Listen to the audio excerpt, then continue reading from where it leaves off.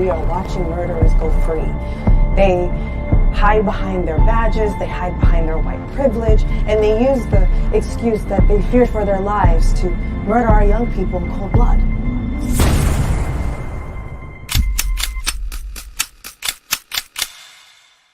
It's done.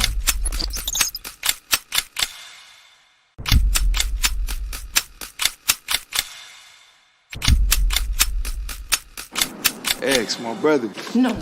Don't think about it. All you self-righteous assholes do is march and destroy your own communities. Killing me won't change a goddamn thing.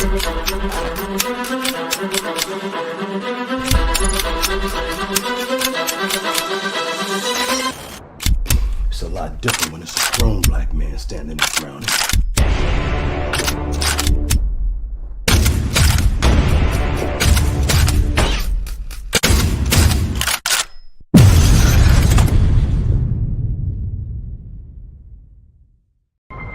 You're watching America This Morning, America's #1 early morning.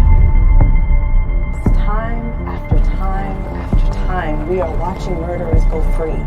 They hide behind their badges, they hide behind their white privilege, and they use the excuse that they fear for their lives to murder our young people in cold blood.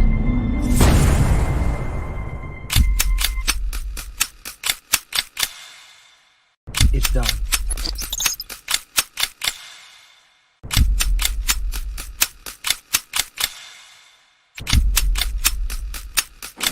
Ex, my brother. No. Don't think about it. All you self-righteous assholes do is march and destroy your own communities. Killing me won't change a goddamn thing.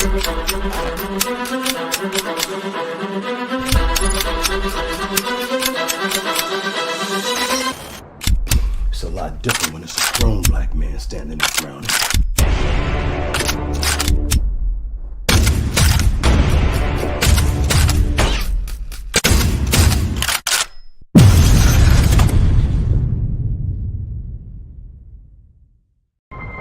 You're watching America This Morning, America's #1 early morning. Time after time after time, we are watching murderers go free. They hide behind their badges, they hide behind their white privilege, and they use the excuse that they fear for their lives to murder our young people in cold blood.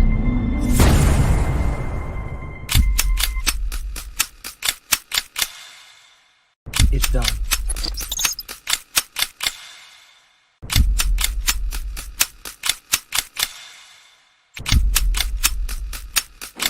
Ex, my brother. No.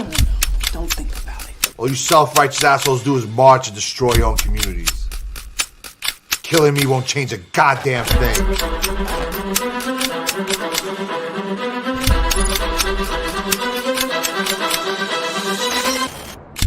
It's a lot different when it's a grown black man standing his ground.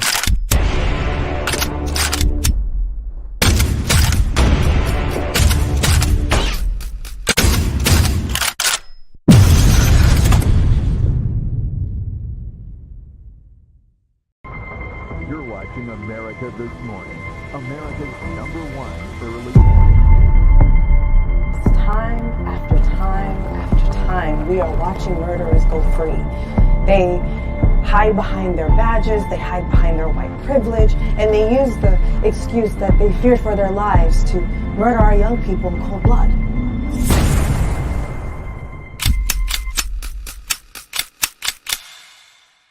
It's done.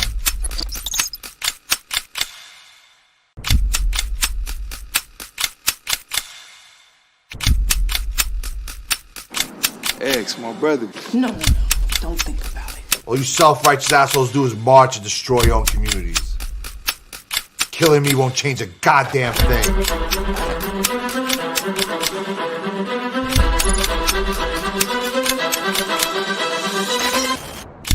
It's a lot different when it's a grown black man standing his ground.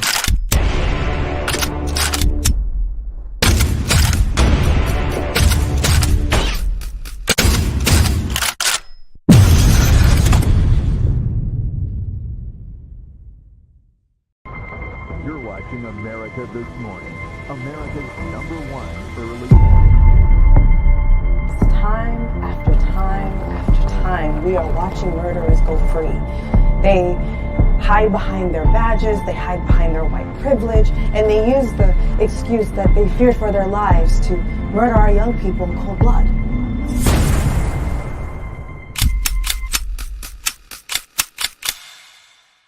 It's done.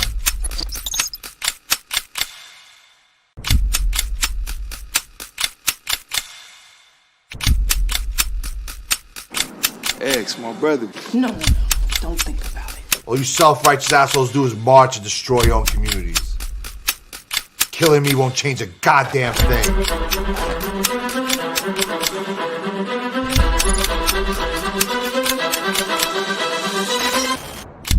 It's a lot different when it's a grown black man standing there drowning.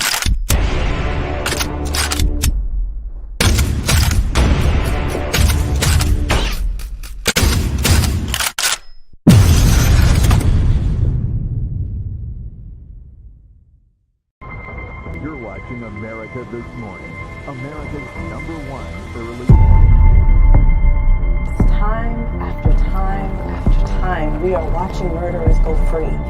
They hide behind their badges, they hide behind their white privilege, and they use the excuse that they fear for their lives to murder our young people in cold blood.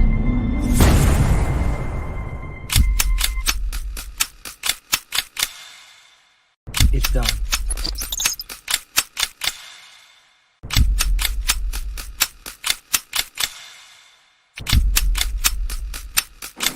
X, my brother. No, don't think about it. All you self-righteous assholes do is march and destroy your own communities.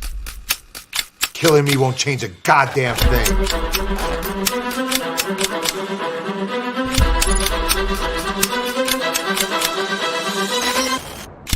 It's a lot different when it's a grown black man standing there drowning.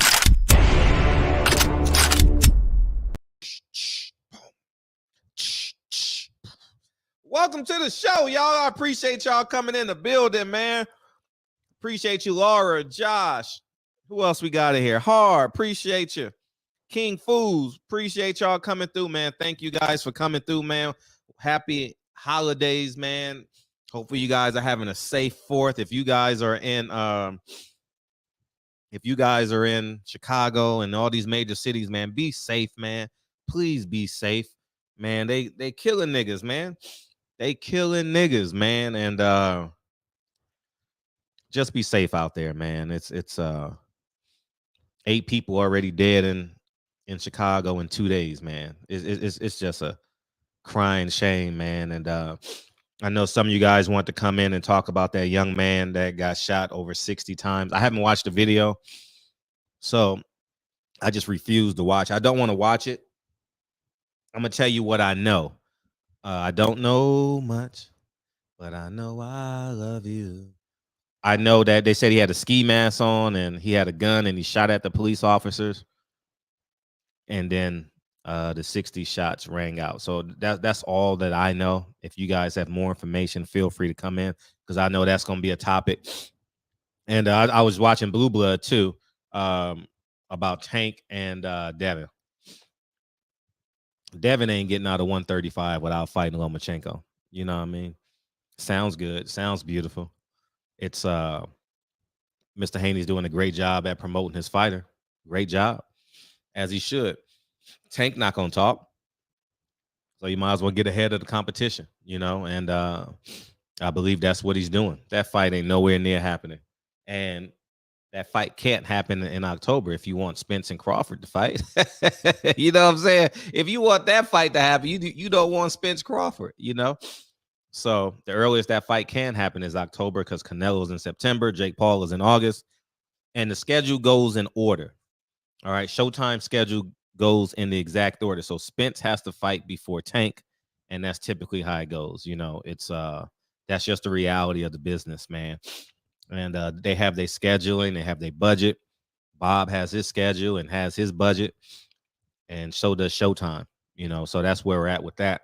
I'm not even gonna entertain that fight. That's just all for shits and giggles. And a lot of you guys reached out to me about Shakur Stevenson and Dante's Boxing Nation. I'll say this. I'm gonna start with Shakur. Shakur.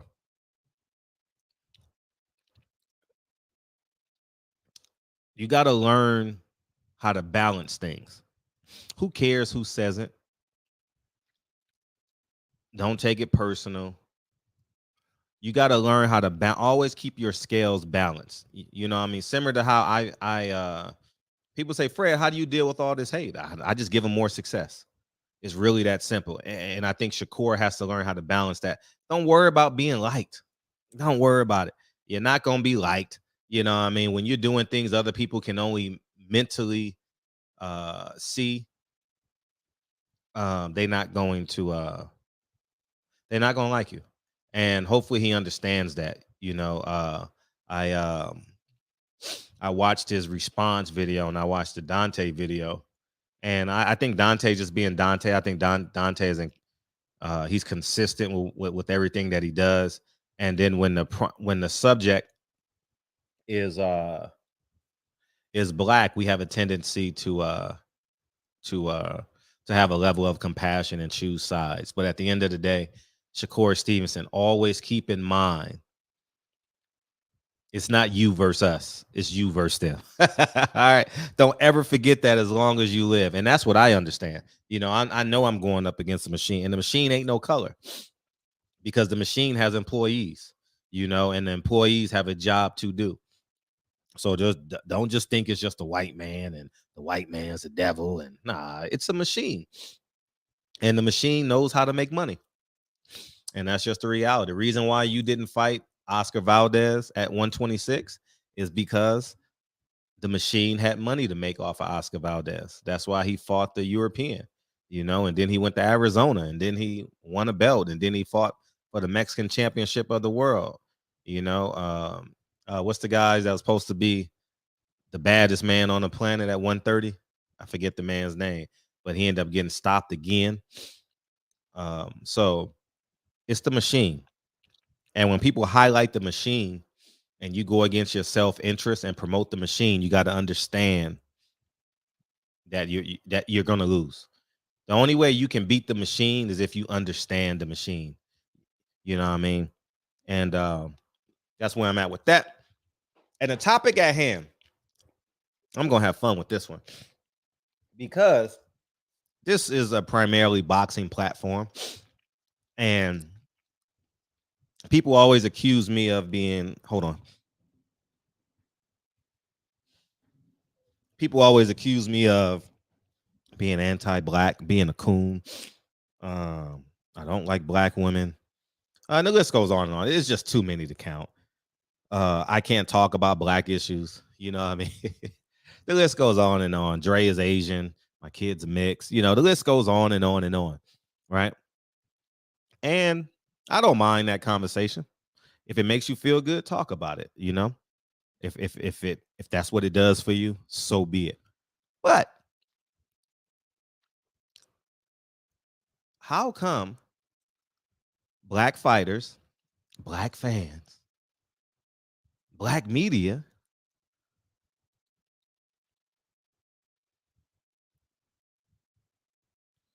are hating the white man, but the white man is supporting the black queens? It's just a question. And if you have a problem with people not supporting black queens, I don't see no one challenging Al Haymon. It's just a thought that I had. And this is when you got to separate the emotional Pledge of Allegiance Trump speech versus pragmatics. You understand what I'm saying? Oh, yeah, man. It's not, they got to get their money, Fred. No, but based off of y'all arguments, you said the black man must protect the black woman. The black woman is God, right? If the black woman is God and Eddie Hearn is a colonizer, Bob Arum is a racist, why isn't the black man paying the black woman? These are just questions that I have that people that come out and say these things, they're inconsistent with their argument. Bob Arum's a racist. He's not a racist no more now that he got Devin Haney.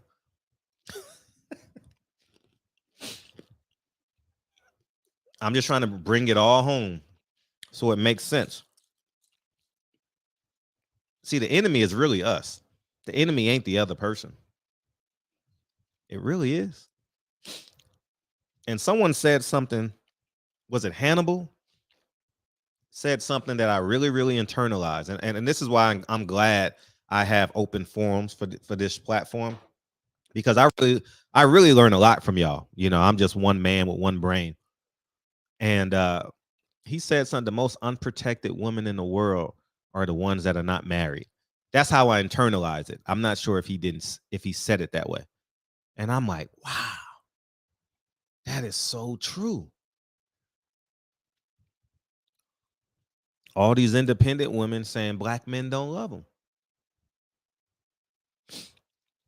when 86% of black women marry black men. So there's no shortage. That's what the statistics say across the board.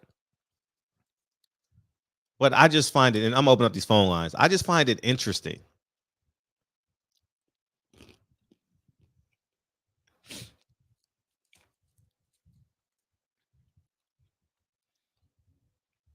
that the man that y'all absolutely adore and y'all love black women, how come he's never given a black woman a check?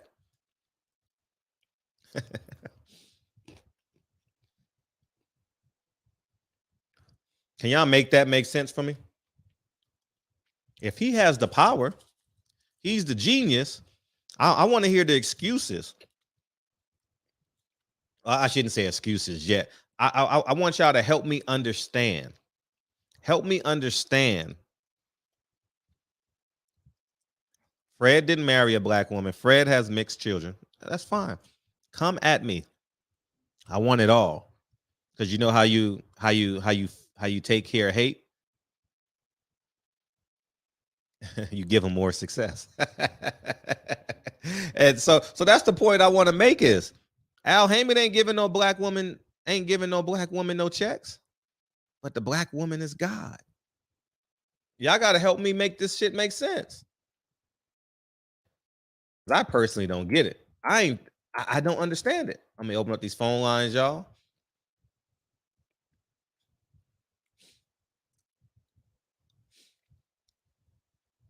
Alicia Bumgardner, Latondra Jones. Floyd ain't giving her a check. Floyd done canceled her all the way out. Y'all got to make this shit make sense to me. You know what I'm saying? But I know y'all rather talk about Devin Haney and what's the guy's name? Devin Haney and Tank Davis. I know y'all rather talk about that because this topic holds us accountable to the truth. You know what I mean? And I get it. That's fair. I understand it. No one wants to talk about accountability. I mean, he's giving everybody else's checks, right? He's the greatest businessman ever. Y'all trust him blindly. 60 people shot. It's up to 60 already? Get the fuck out of here. We got 2 more days. I appreciate you, King. You know what I mean? But and here's the whole catch though. Here's how insignificant that these niggas are. When Carissa was disrespected, guess who stood up for her in the physical presence, not on the internet? Guess who stood up for her? Me. Y'all seen the Steve Kim video. Y'all seen me hold my ground. Y'all seen that shit got views. To defend the Black Queen. How come no one's defending the Black Queen and telling Al Haymon to do what? Protect the Black Queen.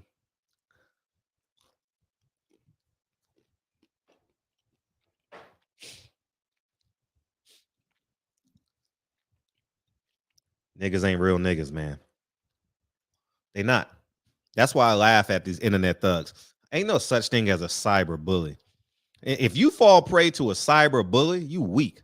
You know what I'm saying? Like, how the nigga can't touch you? It's the internet. Oh, I'm gonna come and find you. You just committed a crime online. You going to jail.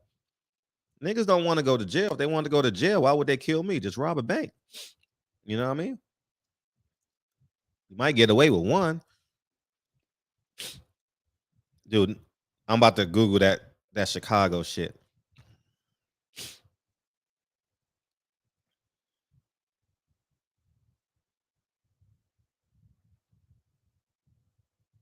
How many people shot in Chicago this weekend?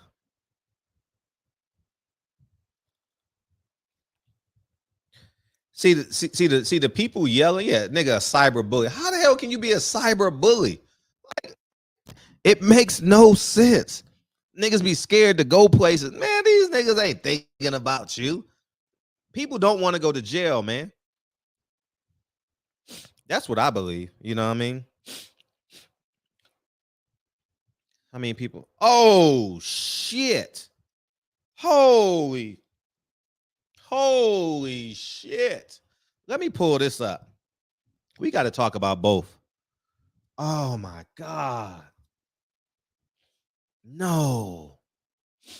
Oh, no. Nigga, you was right. Might be inappropriate to use that term. Nah, dog. This is insane. We got 2 more days to go, y'all. We got 2 more fucking days to go. I'm about to pull it up right now. Hannibal, I'm about to pull this shit up right now. But go ahead and talk, man. What's up, man?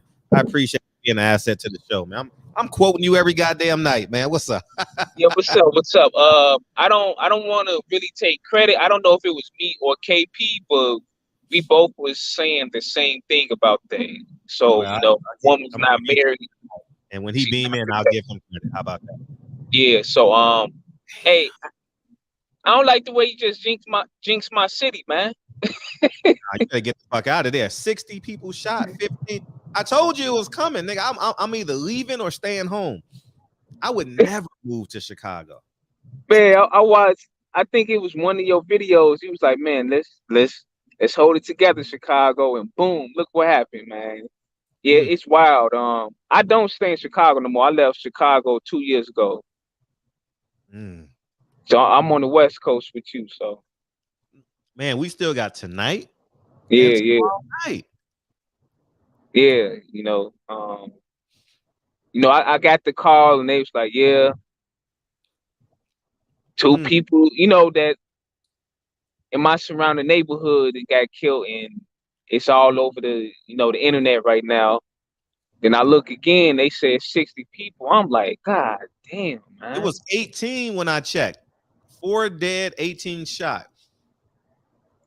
Yeah. 12 hours ago. Chicago is just trying to do a cleansing so they can continue to gentrify the city.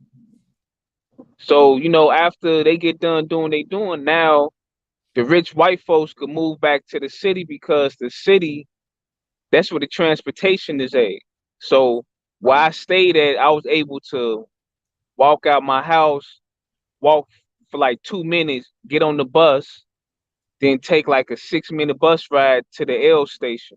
And then I get on the train and go straight downtown. And that's what the rich white folks want to do now, but they should have never left the city.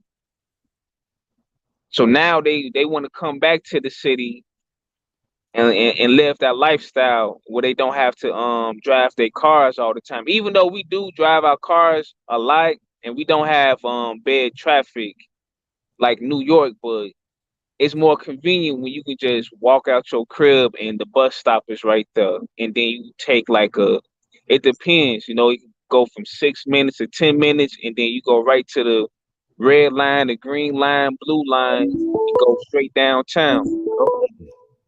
That's insane. So what all the crime is going on now is being gentrified, Man, they ain't got shit to do with these ignorant niggas, man. We got 831 on y'all. Y'all have a great conversation. What's up, man? Yeah. How y'all doing, man? You guys all right? Yeah, I'm just like, man, 15 people dead? Yeah. Woo. Hannibal, you said you used to live in Chicago? Yeah, I stayed in the Park Manor neighborhood. I stayed over there by Foster Park. Yeah, everywhere. Have you heard of the argument that a lot of people are saying that there's agencies that used to leave cases of weapons in Chicago, and they also talked about how there could be some outside agencies involved in these mass shootings coming into Chicago, posing as rival gangs, or rival neighborhoods, but committing these mass shootings on the people of that city. Have you heard of that before? Yeah, I'm gonna say this. Chicago is gangster capital of the world, and it's the most corrupted city. And one part is actually true because I used to work in the rail yard that's literally next door to Parkway Gardens that they call O Block now. And they used to come and hit those trains up. The rail cars, they hop that gate and open up the those containers and get out. That's true story. That's not a false story at all. Now the other part about outside, I mean, that's possible. Anything is possible in Chicago. But I'm gonna say this. At the end of the day, everybody just killing everybody. Like I said, it's against the capital. Even Mayor Daley, his family are gangsters, well-known gangsters, like dating back to the Al Capone era. Like, in order for you to even play into those politics, you have to come from those families. You cannot be some hardworking, smart, intelligent person. I mean, you can act like Obama, but if you know about Obama's history, then you know who he's connected to and how he got into his position in Chicago. Look at Reverend Jesse Jackson and his family. We ain't even got to talk about Chicago. We can talk about Harvey, Illinois, about how corrupted that is. So gangsterism is always going to be a part of Chicago. It's never leaving.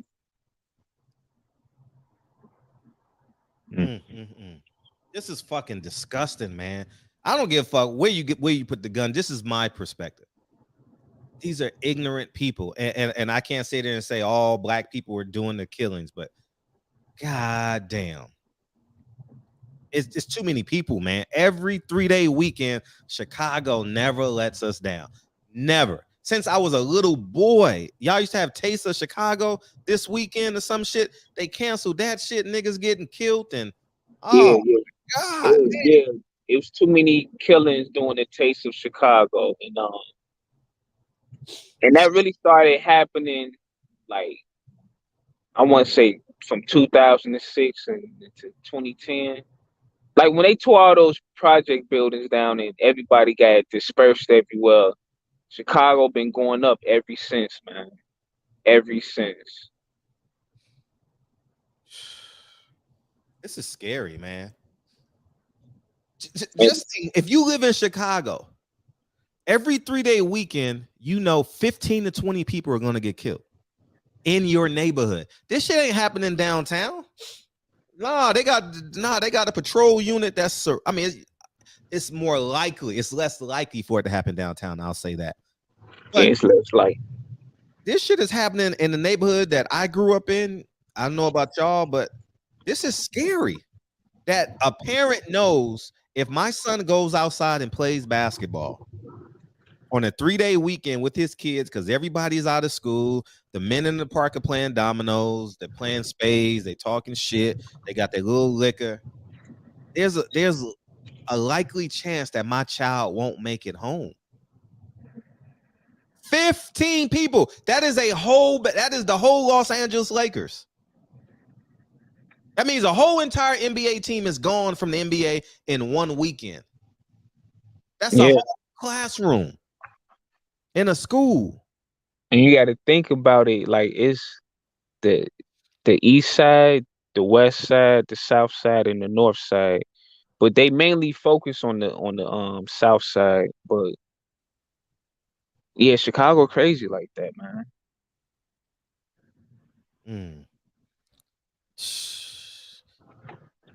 And it says Chicago, man, not the Detroit, not the state of Illinois, Chicago.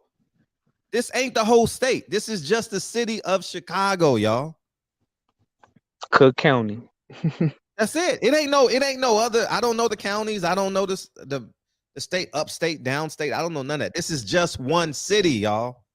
15 people in one city, niggas. Do y'all understand that? I don't think people really grasp it because they feel if it's not knocking on their door, they don't understand. 15 people in 2 days dying is an epidemic. And my understanding, it's a pandemic. One city? 20 square miles? I don't know how big Chicago is. Man, this shit's sick, man.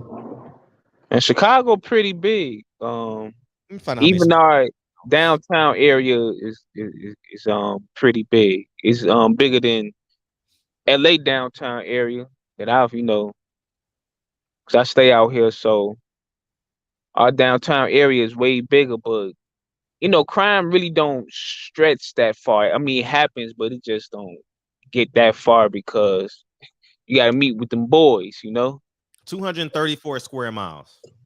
Yeah. Ain't shit. 25 miles. 25 kilometers from the east to the west. 228 square miles. The city's 25 miles. So within a 25-mile radius, 15 people dead.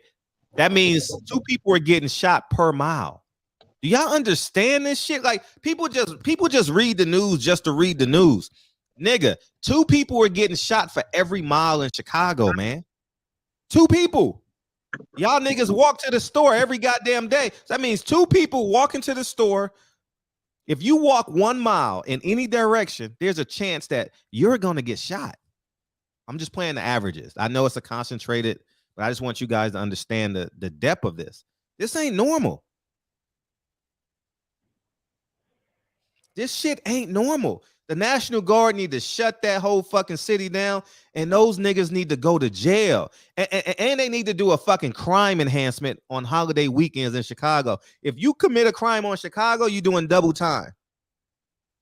You got to do something like they got gang enhancements out here. Go ahead, brother. I'm sorry. I'm just this, it's all good. I think you headed right to a point that I was going to say. I mean, at the end of the day, this is chess, not checkers, man. The question that you ask yourself is, okay, in your home, are you aware of and responsible for everything that happens inside of your home as the man of your house, as the leader and the man in your house that makes the decisions, pays the bills? Are you responsible and aware of the things that happen in your house? And the answer would be, for most men, the answer would be yes. I mean, the things that are going on in Chicago, the end game is to set that up as a prototype for all the major cities in the United States, where there is a National Guard being brought in the application of martial law. That's the end game. Well, you see the legislation now coming out where they're trying to disarm folks. That's the end game. This is chess, not checkers. And those are strategic moves that really remind me of warfare. Yeah. I'm going to stop there. Bottom line is this is not something that's happening by happen chance or this is a planned reality that's going to bring about the desired end game of bringing martial law into that city, and the National Guard actually taking over. It'll be the first city where you see these quote unquote that FEMA camp setup that happens in a major city. I mean, this is not just the things that, and here's the thing for me, I really don't, I've seen and read things where you have people that infiltrate those cities, and they have the mask and the, you know, the makeup that makes them look like they're African Americans, and they're committing crimes with those things on, or they're folks that are not really native to this country. They're immigrants that get paid to do certain. I just don't believe that all the things that are going on there. I think that this is by design. This is not just happen chance, and it's all strategically done to bring about that end game, or the desired end game of the National Guard coming in and the application of martial law in that city, and it'll be the prototype for all the other cities that happen in the future. Let's do it. Let's do it. I don't also you gotta oh my bad. I was gonna say, my bad, go ahead. I don't mind being home by 5 o'clock. Shit, I just gotta wait 2 hours to push the start button. I don't live a criminal life. I don't. That's martial law don't impact me. Martial law don't impact you. You can still get on a plane and travel to. You ain't got to stay in America. You got the finances. You can just go fly to Puerto Vallarta. You can go fly to a third world country where your dollar is strong. You ain't got to sit in this fucking mess. I ain't got to. If California's under martial law, you know what the fuck Fred gonna do if I feel uncomfortable? I'm gonna fly my ass to a cheap island. That's what I'm gonna do. Right. You know what I mean? Martial law don't impact people with common sense that got a job and save money and live right and protect their family. Martial law is for the ignorant niggas. Now I know it's gonna feel awkward when you're driving by, you see niggas in uniforms with guns and all that shit, but at the end of the day, that shit don't impact me. Right. I ain't committing no crime. Well, you know what? Here's the thing, though. The problem with that, and you know, obviously we want to look at what is the ideal situation when you have something like that, when you invoke martial law and you in these major cities. The ideal situation is those who have that power or that ability to use lethal force, that they're going to identify the criminal element before acting. And usually, and what we're finding nowadays, is that, you know, your crime is your skin color. So yes, when you set up that system like that, you can't just assume that there's going to be discretion. There's going to be discretion that's going to be constantly applied or consistently applied. You can assume that some of those who have the ability to use deadly force to enforce that martial law, just like in what's going on now with the police, that they may consider your skin both a enemy uniform and a crime in itself. So when you bring in that type of element, the risk to everyone goes up. Damn. No, I understand. But go ahead, Hannibal. I'm sorry. No, I just wanted to say, like, you know, don't forget that the cartel hub is in Chicago. Yeah, so is the black political spheres, the hub. Yeah. So it's like, I don't think martial law is going to happen. And I'm gonna say this. I'm saying that because look what happened during the pandemic and George Floyd. I mean, they was basically out there and they really didn't stop nothing. Everything went right back to regular scheduled program. I remember getting off of work. I went downtown this before I left California, and everybody was in the streets acting a fool on Magnificent Mile. And that's when, you know, I guess the National Guard or whatever came out, and it was like they was everywhere in the city. And then they left, and then everybody just went back to regular scheduled program. So it's like I don't. I think it's deeper than what we think it is. Cause like I Mhm. said, this is gangster capital. This crime gonna be here. This is how is making his money. Mm-hmm. I don't doubt that. It ain't going nowhere. They could bring the National Guard and the crime still gonna be there. The switches on them Well, guns that they put on them blocks and shoot up. You know? the National Guard. Then when martial law, when they bring those troops in, they don't operate under the same rules. No. As You're cops, right. they don't. They don't have that. You know, you you just have to be in violation of what they tell you to do, and that's enough to take you out. And there's no, you don't have to be a threat. You just got to be in violation. Oh yeah. I'm not denying that. But also Chicago have a curfew. Police. What's that? I said Chicago also has a curfew and this stuff's still going on. They curfew, matter of fact, right now. It's 10 o'clock in Chicago. They can't be outside past 10 o'clock. And they patrolling. But see, the thing is, people don't understand, like, the cops is watching this stuff go on. And then they come to the scene. They not trying to prevent nothing. And like you can I think you can listen to the radio scanners or whatever. They'll be across the street watching this go on, and then they'll pull up and, all right, let's take care of business, get them out, put them in the body bag, let's go home. Yeah, that's what I'm saying. A lot of the violence and the culture there, that the murdering culture there in Chicago of African Americans is enabled. It's systemically enabled.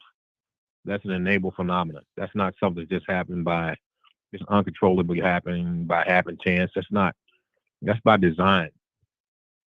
I just don't believe that that's just happening. I think that's by design. That's, like goes back to the analogy where I said, if you're the man in your house, then not only are you aware of everything that happens in your house, but you're responsible for everything that happens in it, and you have the power to change everything that happens in your house that you don't agree with. It's the same thing in the United States and in these major cities. The people who run these environments, they have all three of those factors. It's their house, they know what's going on in it, and they have the power to change it. So if it exists there, it's because they're allowing it or they're enabling it, which is also something different. So, the question is why? What's the end game? And I think you talked about the end game. The end game is to bring about martial law in that city. ASAP. And ASAP Rocky. Like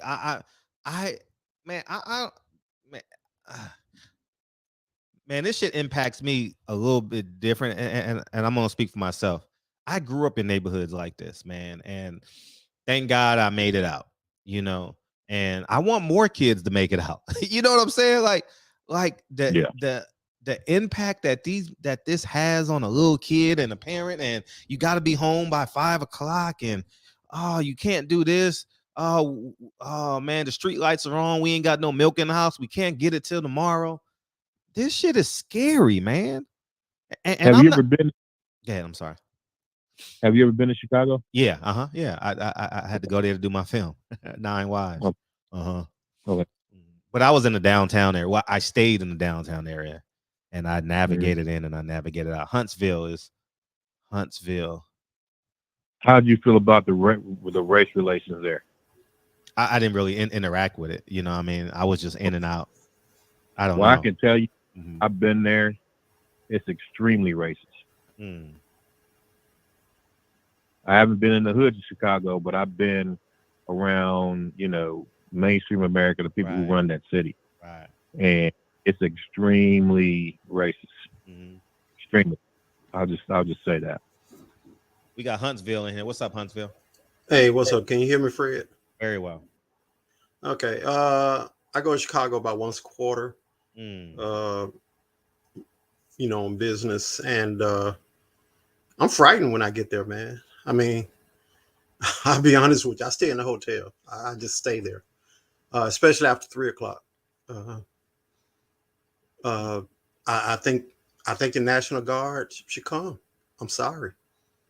I mean, I hear a lot of excuse making and pontificating and analyzing, but bring the National Guard. I mean, bring them. It's long overdue. If you think the National Guard is not going to change anything while they're there, you're sadly mistaken. No question. Crime goes to zero because you're under martial law. It's Yeah. a federal crime. Yeah, No, and you get sent away. You're not going to jail. You're getting sent away. You going to motherfucking what's that? Guantanamo Bay. You can go anywhere. They can send you anywhere. Shit. That's if you're lucky. Yeah. If you're lucky. Send them niggas. Man, I'm tired of niggas making it bad for people who want to be great. And let's keep it real. It's not the dailies who are shooting up the hood. It's Pookie and Ray Rays. It's Pookie and Ray Rays, and we need to be honest. Whenever we look in the mirror, it's us. It's us. Mm-hmm. It's us, and we need to just own it. Just own it that we just dropped the ball, and because we dropped the ball, the National Guard is there, and the reason the National Guard is there is because it's self-inflicted. It's our fault. Mm-hmm. I don't want to hear no more excuses. I don't want to hear no more analyzing, pontificating. Racist city. Every city is a racist city. I mean, my hometown, Jackson, Mississippi, #1 murder capital in the country per capita right now. So it's us. We're killing each other. Right. Yeah. And that's the design. Whether it's by design or by accident, we're dying. Yeah, that's what's happening. Yeah. You look at the end game. The end game, we're dying. And if the National Guard come in and kill 2 people by accident, but just you got 15 who died by incident, you're still dead. Like Malcolm said, you can protest in the middle of the street, and that tank gonna run over you, and the guy gonna say, "Oops," but you'll be just as dead. Let's quit making excuses for Pookie and Ray Rays. Quit it. They just quit it. And Steven Jackson remember last Sunday, Steven Jackson. Oh, and you got to check in, nigga. 16 shot, nigga. Stupid nigga, man. We got to get rid of these ignorant niggas, man, promoting this shit. I did 10 years in jail, nigga. You could check my record, nigga. I'm tough. I'm bad. I done killed 3 niggas. I'm a Crip. And Fred, the holiday hasn't even started yet. It's tomorrow. It's still basically, some people may be off the 5th too. I don't know. But I'm just saying we still got at least 36 hours in this holiday because niggas got to wake up on Tuesday. You might get 15 shot. You might get 15 shot on the 4th alone. Yeah. One thing Malcolm X also said is that if you put two rats in a cage and don't feed them, they'll kill each other. Okay, well, they're unfed then, but they're still shooting and killing each other. Yeah, so they're not going to feed them. They're not going to feed them. They're not going to feed them. So you got to feed yourself. I was driving through the hood today. Driving through the hood today, I went downtown to do some shopping and had to go through the hood I didn't have to, but I decided to go through. And man, it looks like third world country because people now, given the price of food, price of gas, they suffering, bro. They suffering. And I got out my vehicle, stopped because I wanted to get a little cash before I got downtown. And man, you got to watch yourself. You got to watch yourself now because people are hurting. They don't have the things they need to survive, and they're making the situation just unbearable. So they're not gonna have any. There's really no recourse if you want to survive in this environment. But crime. I mean, I just bet for a lot of folks, that's what they're looking at. That's what they're looking at. They're looking at that. Even the people who work. I mean, now, man. I mean, after you take the FICA, the Social Security out, and and the state and federal taxes, you're making minimum wage, man. You got to work 2 hours to buy a gallon of gas. I don't think that's Pookie and Ray Ray's doing though. I don't think they're in that. I don't think they're in that situation. The one who are doing the killing. I don't. Right. I just don't. Well, Dick Gregory said most people in the world live in a ghetto. They're not killing each other. Yeah, Let's quit the excuse making. Let's quit this. Yeah, for the record, like I don't have no excuse for black people. If this is what we doing, we deserve the consequences. You know, we deserve it, man. I'm not a pro-black, so I'm not going to always come up with some conspiracy of it's the white man's country and the white man doing this and they got a plan. Nobody told me to sell crack. I never sold crack, and if you ever introduce that to me, I might whoop your ass because I'm never going to do nothing like that. We have a choice. And I'm tired of hearing the excuses too. I'm gonna be honest with you. Like I lived in Chicago, right, and it got annoying because I'm not trying to lose my life over something petty. Thank God I'm 35 and I did not come up under that era when these dudes just start killing each other left and right. So when that stuff started, I think I was about like 24, 25. So that's how I was able to survive in those areas. I'm not connected to that stuff, even though I lived over there. And I mind my business. I knew how to maneuver in the streets. And now I'm here in California where I want to be at now. So do you think that what you experience, is that a product of that environment? I mean it's like Chicago. Yeah, it's a product. It is, but at the same time, I have my own understanding is not everybody's going to make it. So no matter what conditions we living in, we have a choice to either self-destruct or we build. I choose to build, not self-destruct because of some little incident that happened in my life. And I'm not downing people, but some people gonna make it and some people not gonna make it. Yeah, man. Yeah, this is why, man. And we glorify this shit, man. Young Thug is crying in jail. Hey, the Young Thug and Gunner, they gonna rat out and tell on the little boys. They said jail is unsafe. and that's my point. Young Thug raps all this gangster stuff, and now, and he had the opportunity. He got the opportunity of a lifetime. Man, hey, just let me make this music, even though I don't agree with it, but leave the area. Matter of fact, leave everybody behind. And it's the problem with black men. We think we need to go back. Leave stuff in the past, man. The past is the past. Stop trying to go back and save everybody. I know it's hard to hear that, but at the same time, you just can't. If you put yourself in a position to live a better life for you and your family, why would you go back to jeopardize all of that? How's your family gonna feel? And rest in peace to Nipsey Hussle, man. That hurt my heart. Yeah, but he went back. He went back. You know what I mean? You go back. You go back because you understand that a man can never rise above the condition of his race. I don't care how much money you make. No, but listen. Nipsey Hussle had the opportunity to have somebody else go do the work for him. Thank you. And also, he should have had private security. Thank you. He should have had people that was from the Navy SEAL. Thank you. As his security. And this the thing with black men. Please understand.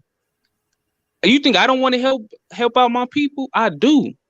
But I'm not for to put my face out there like that all the time where you can reach and touch me all the time. Yep. Because somebody's going to look at me and be like, oh, you think you better than me. We know how niggas act and think. Yeah. Another thing too is that if you're in Chicago, your brother or sister in Chicago, mainly brother, and you making $200K a year, why would you come back to the hood who didn't want you to be there, made fun of you, call you a nerd, a geek or whatever? Why would you come back and rescue the hood when you didn't put the hood in a mess to begin with? And that's the thing, like, we can say it's our community. I disagree. I really don't think it's our community, man. When, you know, it's probably like 2 or 3 married couples on the block and everybody else is single. That's not a community to me, man. Nah. That's white daddy's community. We got single mama on the block. We got the single dad on the block. The single mama probably living off the government, or she's not, but she's making a lot of money where she could take care of herself and the children. I mean, how can we sit there and really call that a community? Yeah. I gotta go, guys. Fred, you're gonna get a lot of excuses tonight. Watch. Appreciate you. All right. Thank you, dog. Hey, what's up, Money Team? What's up?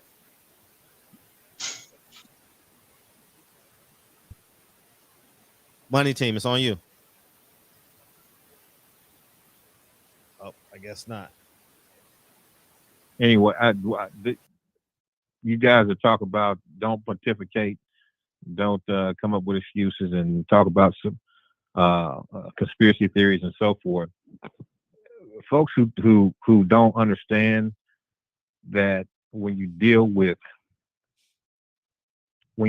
war on the level that we deal with it, systemic structures, processes, systems, systemic things that affect our communities. There's huge think tanks that go into that. You talk about the destruction of the community and the family. That just didn't happen. There were certain things that happened politically, socially, that created that reality. I mean, we all seen it, right? A lot of single parent, 70-80% of Black children are growing up in single parent homes.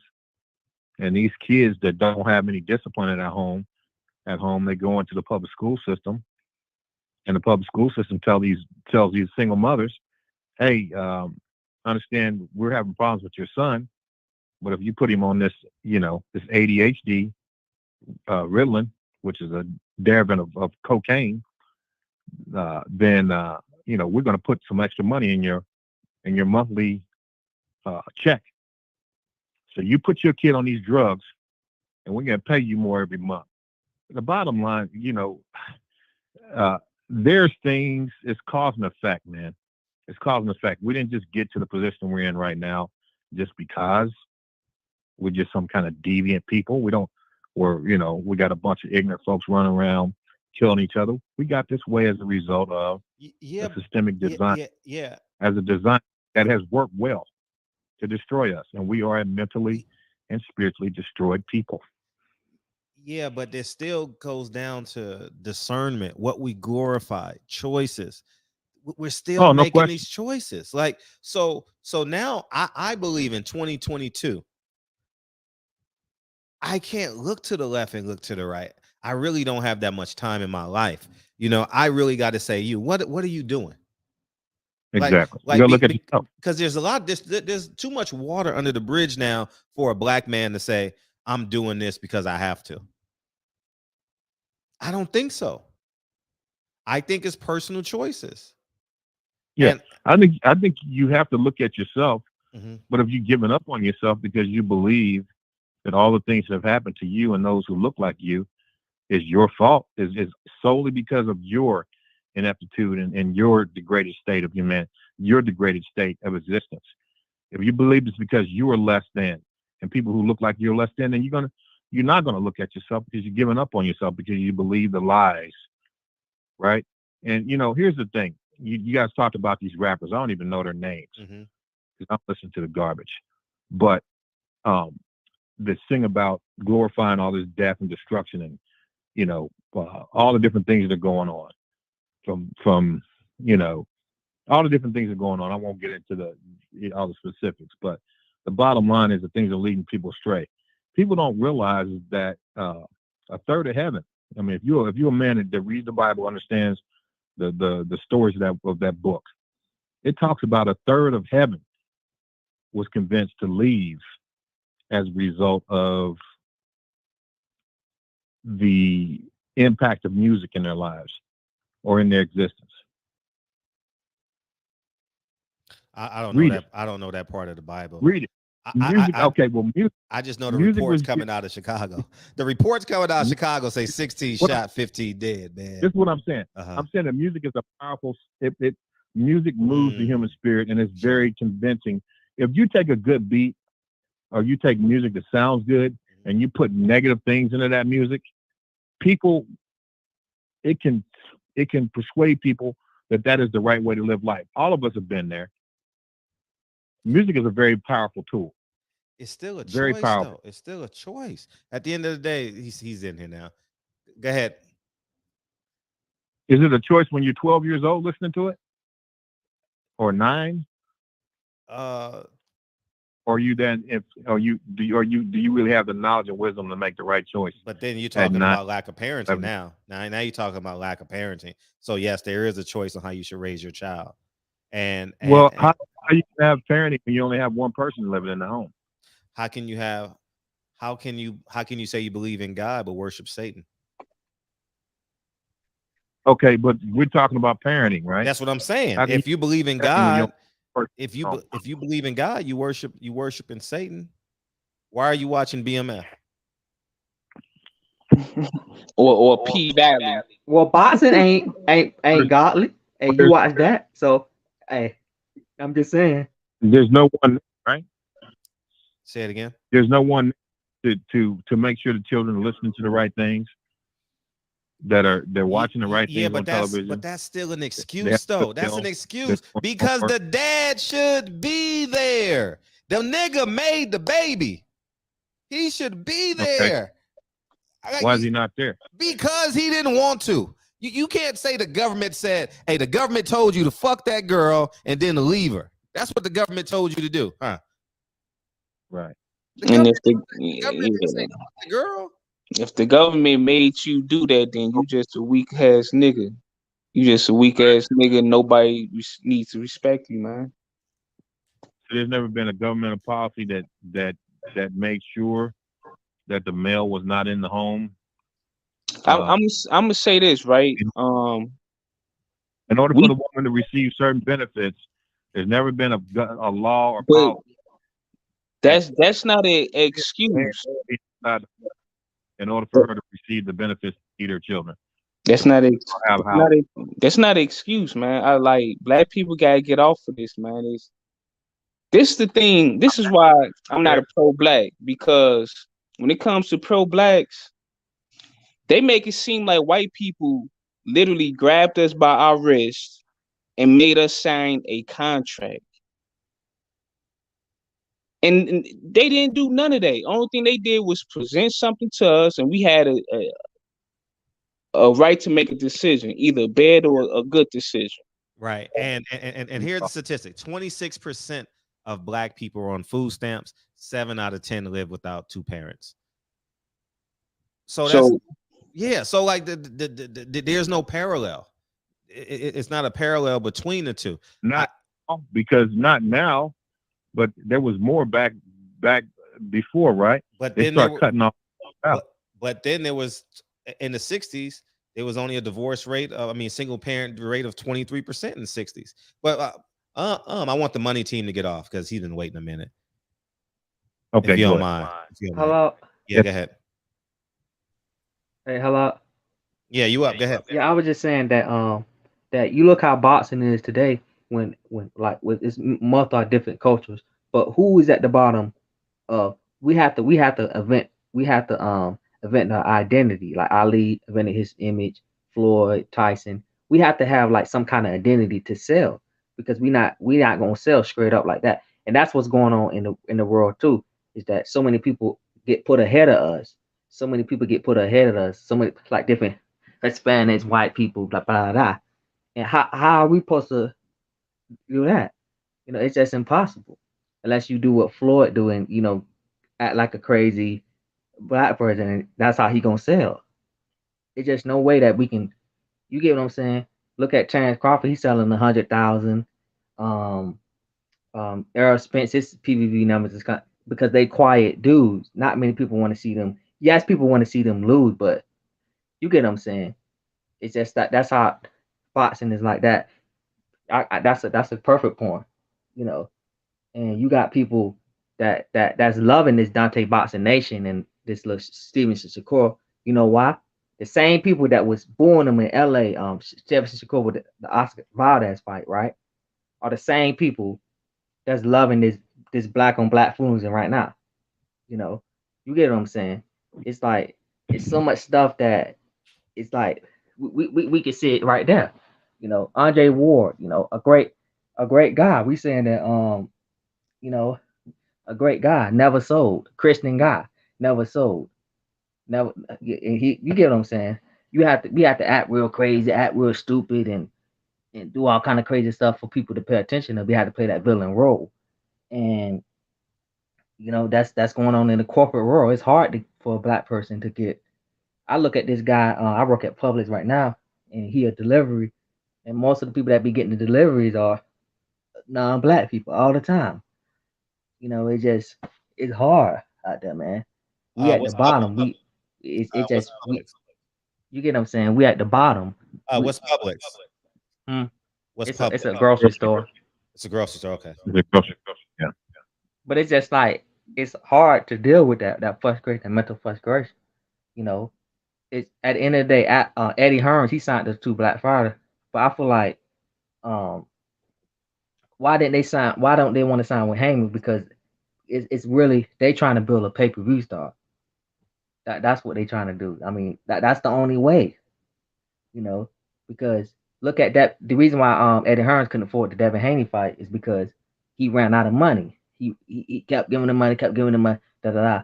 Now he couldn't afford the Cambosos fight. He had to go way over that and take 1 million.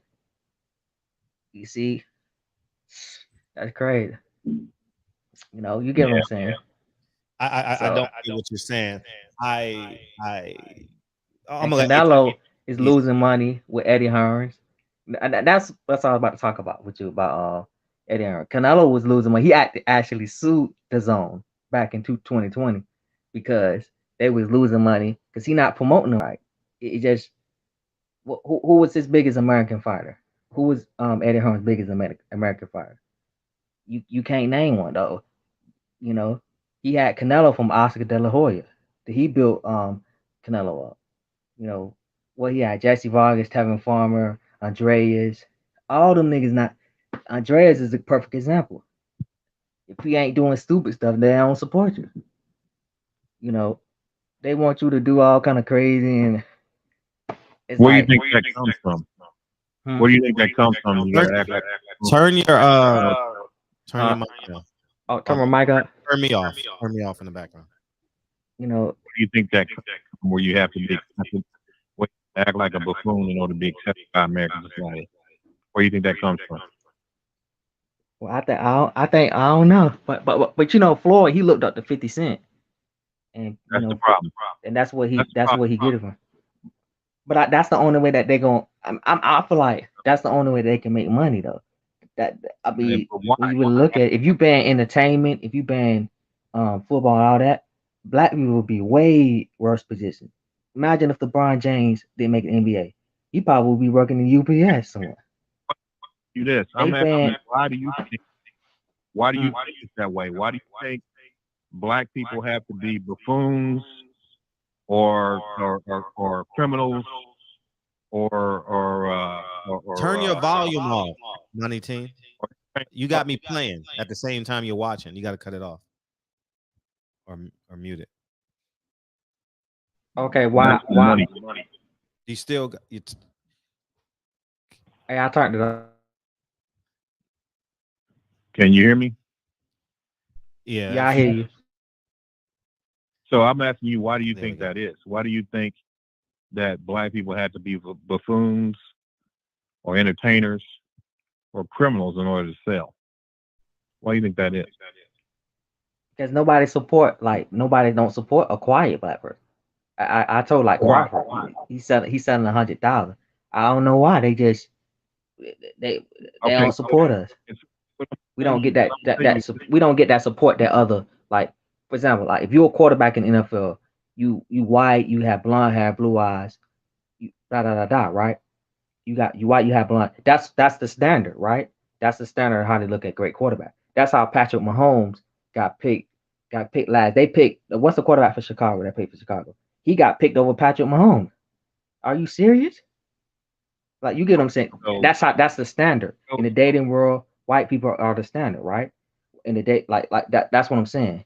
We not the standard, so we have to stand out. You get what I'm saying? We have to do crazy to stand out. Because we're not really the standard. A quiet black person, not the standard. You get what I'm saying? That's not the reason why. That's not the reason why. And the fact that most of us do not understand the reason why that's the reality is why we're still in the situation we're in, because we don't understand the system of white supremacy and oppression. That is a function of 350 years of chattel slavery, where we were allotted less rights and protections under the law than cattle.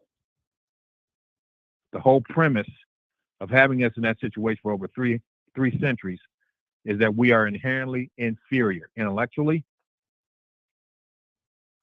emotionally, mentally, right? Not physically. They know that because we built the country off our backs. But they don't want to admit the fact that it was intellectual capital,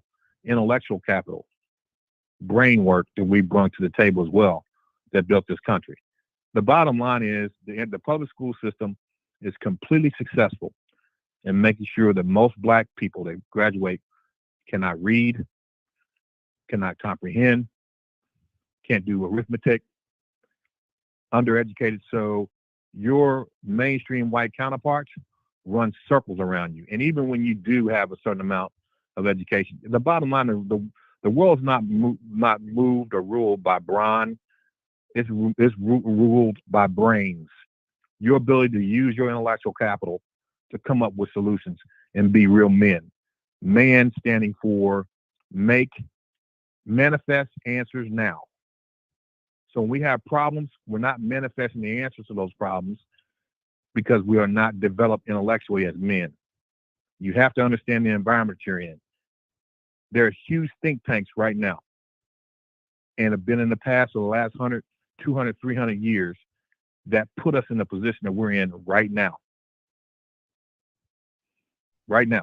Yeah, I agree. I'm just saying that's the reason why we got to do all kind of crazy stuff, because we can't get that. You know, that's the reason why we got to go the entertainment route. It's because we just can't get that pull. You get what I'm saying? It's part of this. The only position that we have in this society are degraded positions as human beings. And you're right, corporate America, extremely racist. Extremely racist. They'll come up with every excuse in the world to deny you opportunities, right? But your counterpart, they'll come up with every excuse in the world to give them opportunities. You can be twice as educated, 4 or 5 times as educated, 4 or 5 times as qualified, 4 or 5 times as experienced. So it doesn't stop. The reality, I agree, but I'm just saying, like, that's the reason why we got to do that crazy stuff like that. Is because we're so hampered behind. that you play your position in the United States. And if you're a black person, a lot of times that position means that you're playing a coon, you're entertaining, a tool of the system of white supremacy and oppression, but you cannot be an independent black man that thinks independently, demands respect as a human being, and not experience a tremendous amount of turmoil and stress in this system. It's just that plain and simple. Now I was about to say, LA is worse than Chicago per capita. Look it up. LA is Fred. You live in LA. It's just as bad in certain areas. I say it's just not Chicago. Like people just always highlight Chicago, And I say, what's the other state called? There's a lot of states that's bad out there. I'm with you. I'm just highlighting Chicago.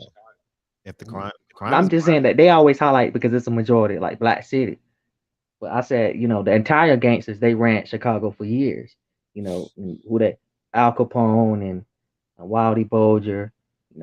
It been a notorious bad city. Well, the one thing these cities have in common is democratic leadership. Yeah. And that's that's. But I say per population, it got 6 million. Don't it got 8 million people in New York? It got how many people it got in LA? It's just overpopulated, in my opinion. And that's why the crime happened too, because it's so much people out there. Because you got to mute your. You're getting this. I'm gonna mute it, but let me speak. I'm just saying that look at the places where at least amount of people. It's not that much crime. LA, New York, all that. It got a whole bunch of people there. Per capita, it's not actually the worst. Look it up. Look at per capita. It's like 28th on the per capita list out of like 50 states. It's not Chicago, not the worst. It's per capita. It's like if you have, of course, New York gonna have like a lot of crime. It got the most people there, 8 million people there. That's the common sense. It's too many people that are just lined up.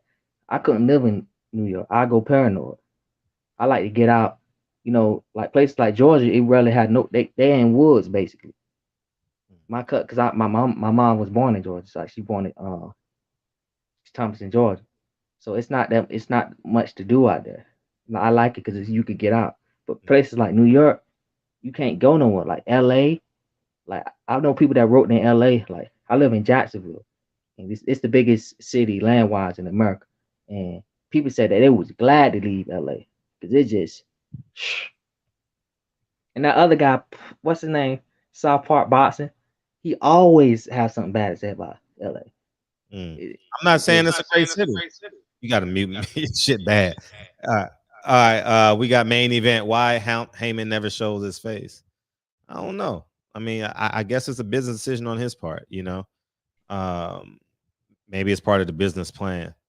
One day somebody will ask him, Ray Sean, you want to respond to this, and then I'll bring in Big O581. Yeah, man, I'm just listening to what y'all are saying. And what was one thing you just said just now, Fred, that needs to be highlighted? And I don't think like nobody really caught it, but you just said all those high rate places are Democratic ran. They're ran by the Democrats. That's a very important fact, and we can't ignore that fact. But to add on to everything that you guys are saying about, there's like, I'm not trying to make any excuses, but there is blunt things that are set up to be against us as far as like, what we see, as far as like that part. Like, bro, I grew up in the 90s, watching a lot of cartoons, bro. Wasn't too many black cartoons, bro. So it's what I'm seeing with my eyes and what we're seeing and all these shows, it was a lot of, as far as cartoons, bro, a lot of white kids, white girls, like he said, blue eyes, blonde hair. These things are put in place for us to see all the time. And when we do see shows with black kids, it's probably one black kid. We can sit here and like wonder if that's just coincidence, but we purposely are not being shown our people. You know what I mean? So the kids grow up and then you naturally feel the urge to be attracted more to that, what you see on the TV all the time, because that's what we're being shown, as if black people are ugly or something, if you get what I'm saying. And well, I'm like, go ahead, bro. I'm listening. We see our people on BMF or LBGTQ or bouncing a ball or throwing it. Yeah, and I was just about to go there. Because you see, that's where I'm leading up to. Like, what I'm saying to you is, when I seen what I seen growing up, right, that was what we seen. But then right now, as we get to this whole little, okay, we want to see more black people, like you just said, this is what they show us. They show us negative images of our people. They promote and reward negative images. Like that's what's rewarded, basically. The more bad you are, the more promotion you get. And, you know, like I found myself as a youngster, you know, like, you know, 17, 18, I wanted to be a rapper and stuff. And I was rapping about all types of badass shit. I ain't even gonna lie. When I got married and shit, my wife did not like none of my like music as far as for what I'm rapping about. And it was just like, I didn't get it. At first, I'm like, man, I'm tight.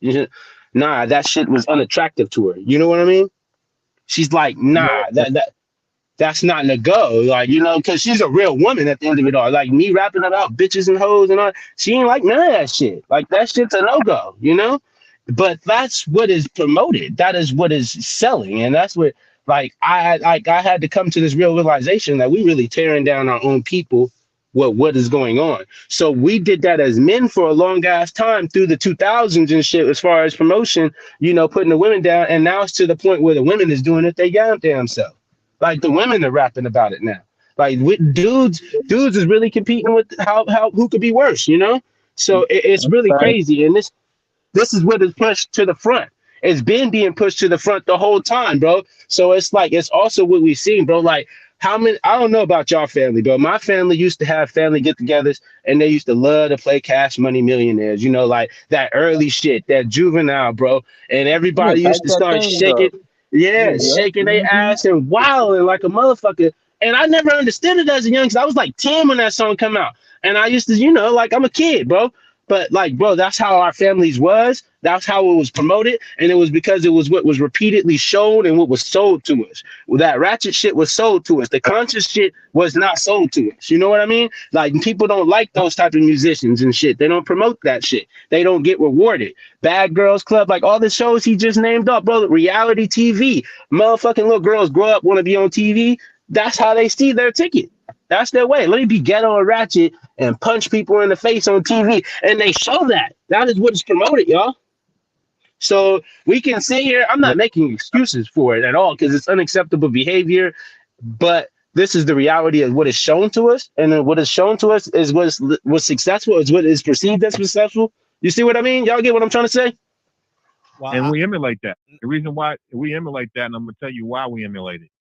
There's two reasons. The first reason why we emulate that, those images, is because we don't understand who we are.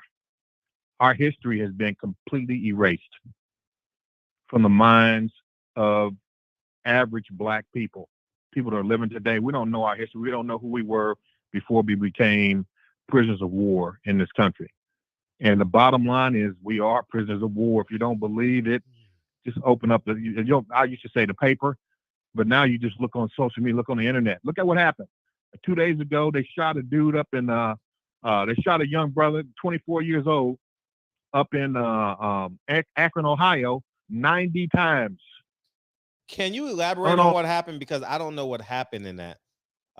They shot that young brother 90 times. The brother did. They're saying that that he was getting pulled over for some traffic violation. Mm-hmm. The guy got scared or something and shot a gun. And shit. They said that this is what the police are saying, that part. Oh, okay. So they go on a chase. They chase the guy. They chase him. He gets out of the car after a chase. I think the chase is like 20 minutes or so.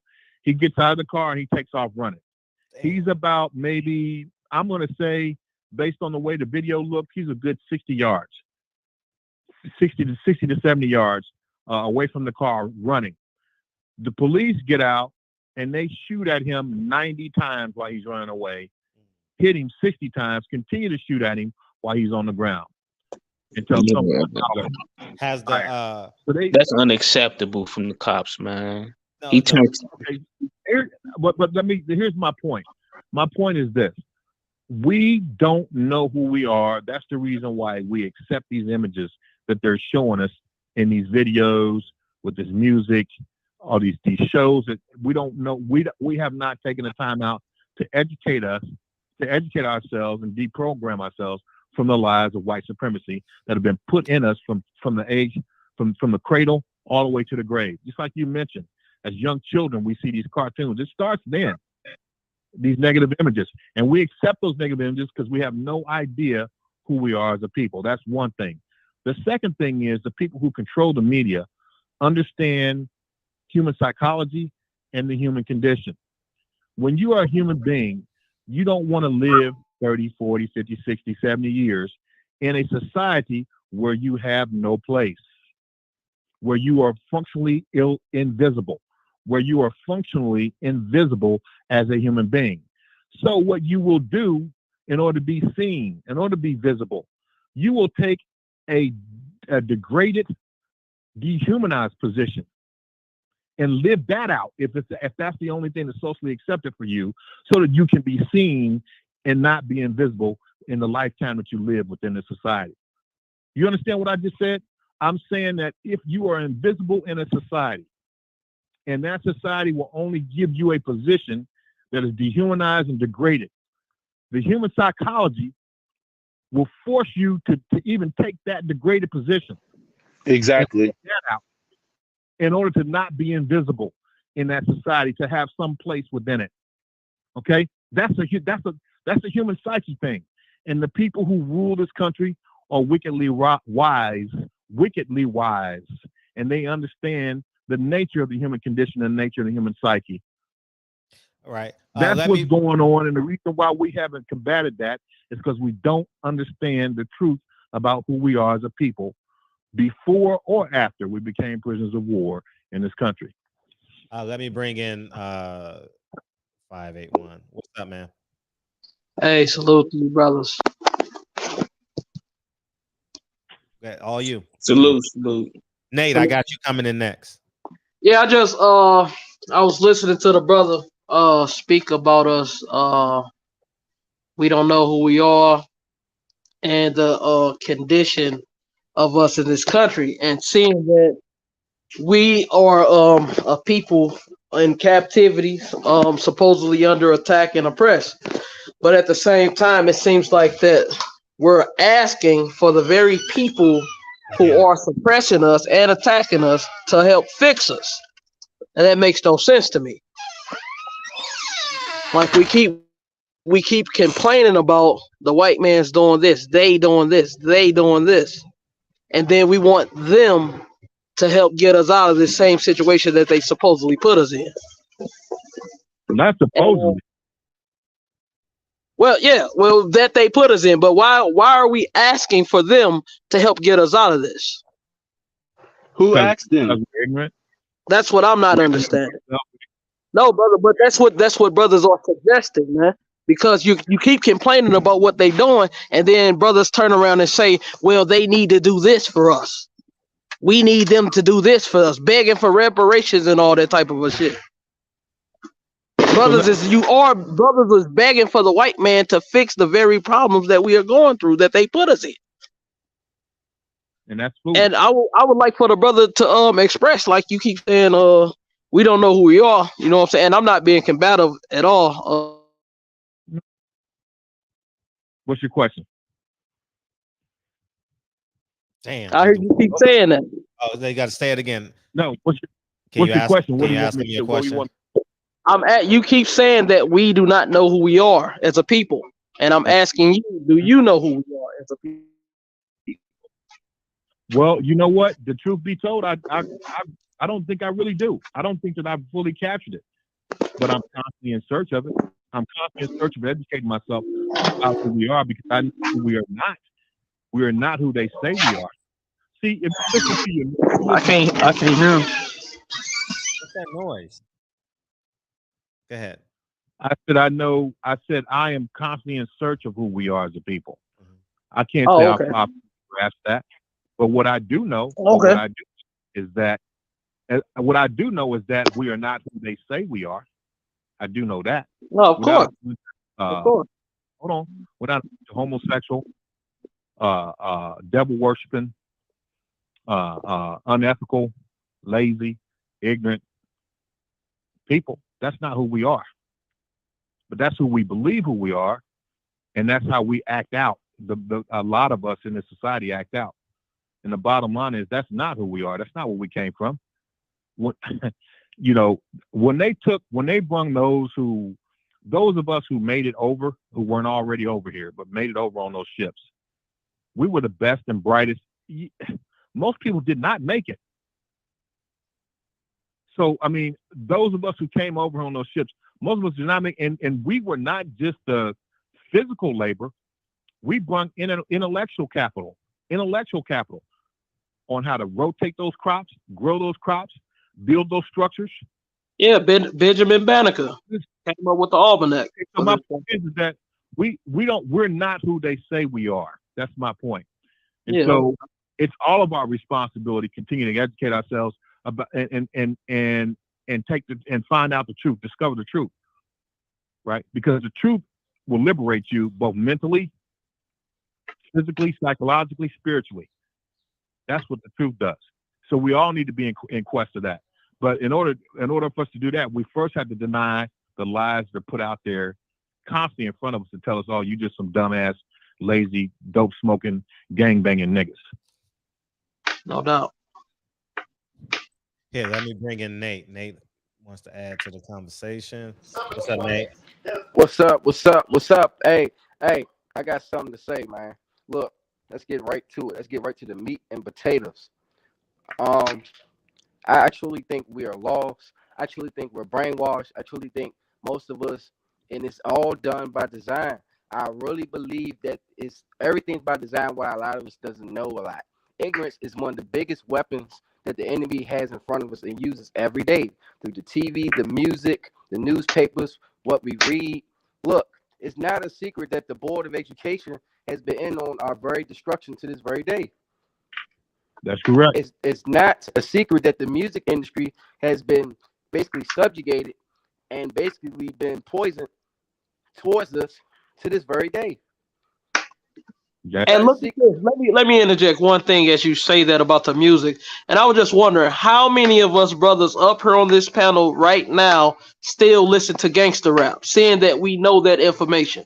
Occasionally. I have no problem in it. Occasionally, but not like I used to. And honestly needs to step away from that permanently. I don't listen. No, I don't. That music is complete. When one of the major groups that initiated it was out of California, NWA. Yeah, was one of the initiators of the gangster rap era, and that was really they were singing nothing but degrading music, and after them, it was just nothing but degrading group after degrading group. Prior to them, you actually had hip hop where people were singing about positive things, fighting against the man, and we moved completely against that era because we won't go into the bullshit. Hey, I got a question. What do you think? Go ahead.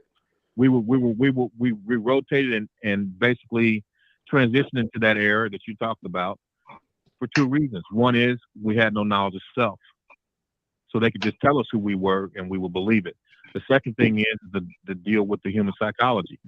The human psyche, you don't want to live your life completely invisible and not accepted by the environment that you exist in. Mm-hmm. So if that environment is willing to only give you a degraded place, well, I got a question. You're going to accept that degraded place in order to not be invisible, and in order to have a place within that environment, a role within that environment. That's what's going on with our people.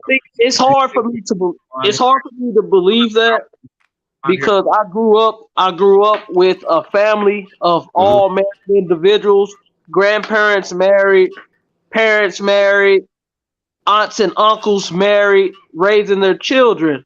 And looking from where my grandfather and the way my grandmother behaved towards him, like I saw a respectable woman towards her husband in the household, and so on with my father and his wife. And I don't understand how we say we don't. How did we go from having a respectable family probably in the 60s and 70s and even back further until we get to the 80s, and now we don't know who we are and we don't know how to behave? I don't understand how it's because of free will. It has nothing to do. Absolutely, brother. It's free will. And I just want to say this too, right? I'm not disagreeing. Hold on, I just want to say one thing. You asked the question. You want the answer?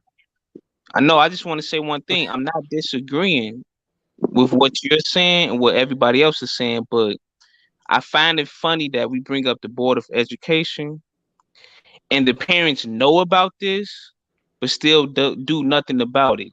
Still send your children to the school. And they still, it's not even about sending their kids to the school. It's about they know this and still don't want to sit down and teach their children. They just want to throw all of the responsibility on the teachers at school, and then about the Board of Education. That boggles my mind. And then we sit here and say, and the brother brought up a good point. How do we go from knowing who we are, being respectable, to all of a sudden we just don't know who we are? And it's because we got free will. Like if they put money in our face and say, "Hey, I'm gonna give you this $500,000." Yeah, but free will can be subjugated. If you want to answer that question, let me answer it. Do you want it? Free will can be subjugated, though. I'm gonna answer that question for you. Okay. All right. So the first thing that happened is you guys are probably not old enough to remember this, but a lot of the inner cities, Kansas City, Detroit, a lot of them had factories, Coca-Cola,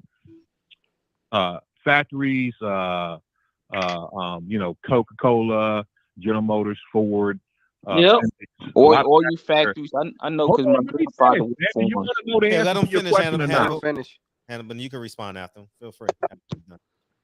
Okay, so a lot of them had these factories in the inner cities.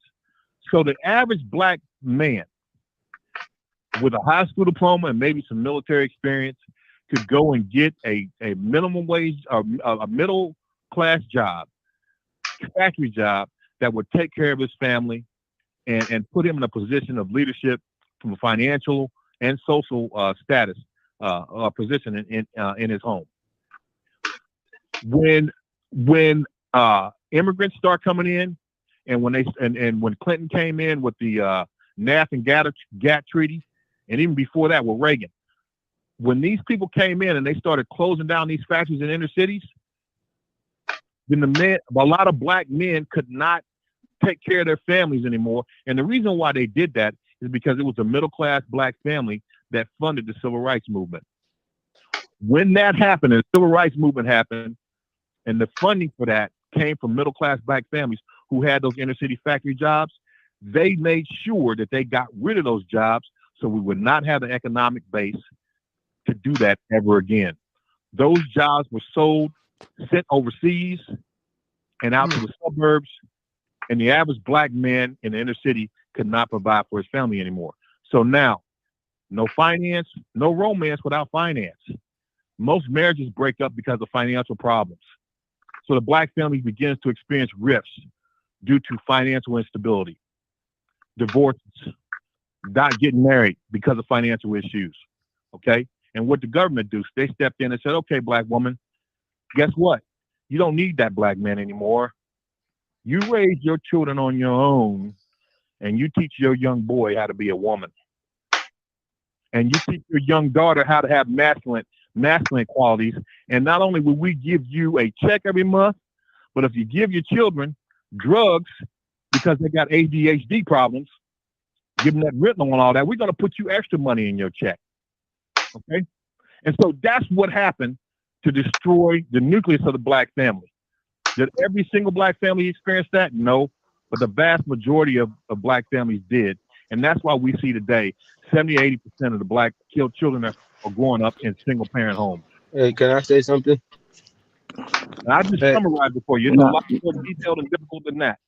But go ahead, Ray Sean. I'll go after you, Ray Sean. So like I'm like right where you at, Hannibal, with it, because it's both, really. It's really a both thing. And the reason why I say it's both, it is definitely free will, right? But it's also a lack of options as far as education. If you only know about door 1, door 2, and door 3 and don't know about the 4th or 5th door, then you only have so many options to pick.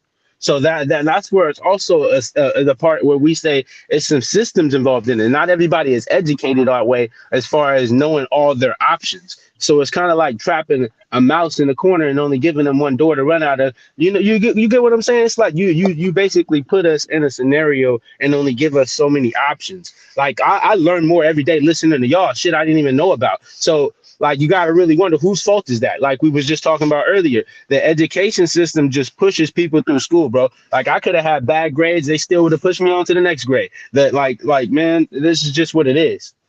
Look, I just feel Yeah. like the entire system, we all know this is a big giant failure for a lot of us, and this could be a lot of improvements, and we know for a fact a lot of these improvements can be made, but it's not done on purpose. So what does that leave us? I think the plan is like, like Fred said and many others, focus on us and our community and the people who are willing to make that change, like-minded people, and focus on them, and then build from that. And people who have a willing ear, who wants to learn more, to build for themselves financial security, more knowledge about who they are as a people, finding your genealogy of who your parents were. And then, because I just learned recently, someone found out that their parents earned, their great grandparents actually earned owned acres that was owed to them, and they got it, and it was worth over millions and millions and millions of dollars, and they won it, basically 40 acres and a mule. So Yeah. and that's because they trace their real ancestry, their genealogy, their gene pool. And a lot of people don't know about that and aren't willing to go through that. I just think a lot of people are willing to sit back and complain and not do and put the action behind it. So, No, what y'all think? absolutely. No, I'm not. This is what I'm saying. I'm not disagreeing with nobody. It's a lot of this stuff. It does exist, but I'm just saying it's like some people made decisions, good decisions and bad decisions. Like if we gonna, I don't like when we bring up the whole the 60s and 70s era, because what about when we came fresh out of slavery? Why wasn't the black household broken up then? So you tell me when the 60s come now, all of a sudden we gonna let them break up the family? No, this was a decision that black people made, bro. Yeah, That's all I'm saying. yeah, I get what you're saying. Cause that's crazy to me how we fresh out of slavery and we still hold it down with nothing. We hold it down with nothing. Then the 60s come, and then y'all don't even pay attention. This is the sexual revolution in the 60s. Yep. The whole flower child thing in the 60s. We got the Rockefeller Institute pushing out they bull crap. A lot of stuff played into that, but at the end of the day, they made the bad decisions. And they had more than the people that was fresh out of slavery. They had way more, and they still chose to make a bad decision. So I don't want to hear excuses for them. Look, and let me say one thing real quick.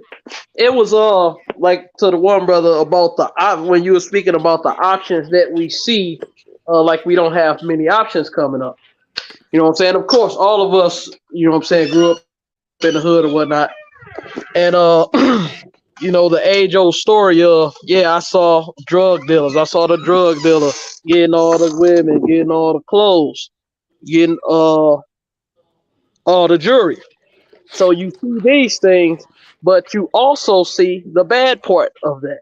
You see the shootouts, you see the murder, you see the prison.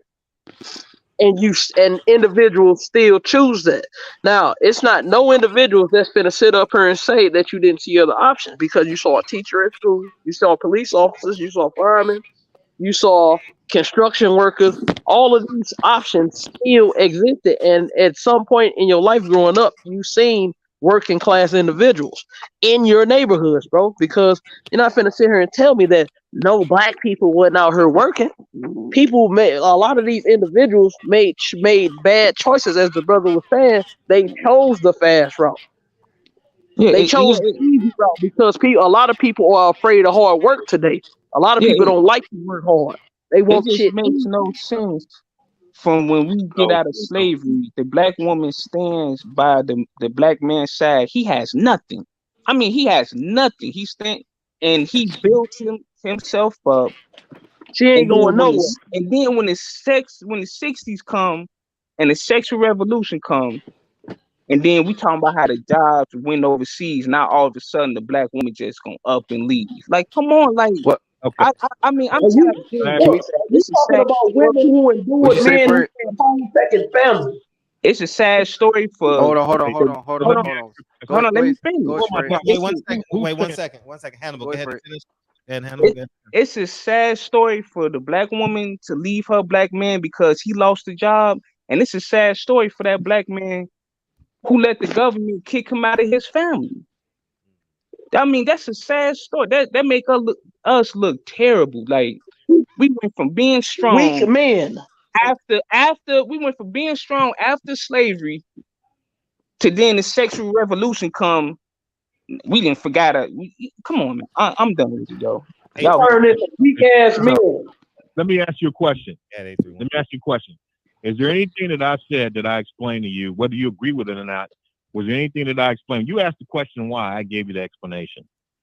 So was there anything about my explanation that you did not understand, like it was confusing English? Did you at least understand? no. What I'm saying is, it's an excuse because we do Answer the question. know. Did you understand it or not? Did you I'm understand what I telling said? you, this is where I'm coming from. I'm saying Answer at the this question. point, Did it's you an understand excuse. what I It's an said? excuse, bro. It's an excuse, and I'm gonna tell you why it's an It's still an excuse, bro. I'm gonna say this. Let me finish, and I'm gonna fall back for 20 minutes. You You wanna know how I know it's an excuse? Hannibal, Because just answer his question. Do you think? Say it again, and Did then you understand what I said? What I said, did it make sense from an English grammatical sense? Did you understand what I was saying? I'm not asking you if you agree with it. I'm asking you, did you understand it from an English perspective? Do you understand what it makes sense. It makes sense. Okay, now until you go and research that and verify that what I've I said researched is it. true or Trust me. false, I know about a lot of stuff. Hannibal, let him go. Let him get off, Hannibal. Let him get off. until you go and research what I said and verify the truth or falseness of those statements, then let that lie. Don't just come up with some other stuff you're pulling out your ass. No, I wasn't pulling nothing out of my ass about black families after slavery. That's documented. That's facts, bro. And like I said, What I'm saying is that during the time, it was a lot of stuff going on. research and see if what I told you was the truth. Go and I'm research. not. I don't agree with it. I understand where you're coming from. I don't agree with it because we know for a fact during those times, So you don't agree with the some black men did walk away from the family, and some black women purposely broke up the family. So why we keep using this stupid excuse, bro? This is what I'm saying. Because every time you bring that up, it validates why the black woman broke up the family. It validates why this dude just up and left the family, bro. That's all I'm Look, bro. And you yourself said that the government presented the woman with a choice. She had to make a decision to take that or not take that, and she decided to take that and abandon her man, bro. That still was a decision made. All I'm saying, we got to update our information to be honest with what I said. What would you expect her to do if she can't provide for her family and her kids? Okay, so after slavery, the man couldn't provide, and what happened? She still stayed by his side, and he still built himself up. What's the excuse? The government wasn't giving either one an option. That they didn't they didn't say, okay, we're going to give you the 40 acres and a mule, woman, and your children the 40 acres and a mule, woman, if you get rid of your man. They didn't say But that. you make it seem like the black woman is weak and she's infantile. She's an adult. She's a woman, bro. She's not an infant. I'm tired of you all doing that. This is an adult. She has to be held accountable right along with that black woman. How old did you say you were? How old did you say you were? You say you were 35? My age really ain't got nothing to do with it, though. I'm 35. Okay, I'm just listening to what you're saying, and you lacking some seasoning, but you'll get it. Keep living. No, I don't get it because I've watched adults lie my entire existence, bro. This is what I'm getting at. So, let's just be honest. I mean, people, my family lied, and then I ain't found out the truth. And you know what they lie is?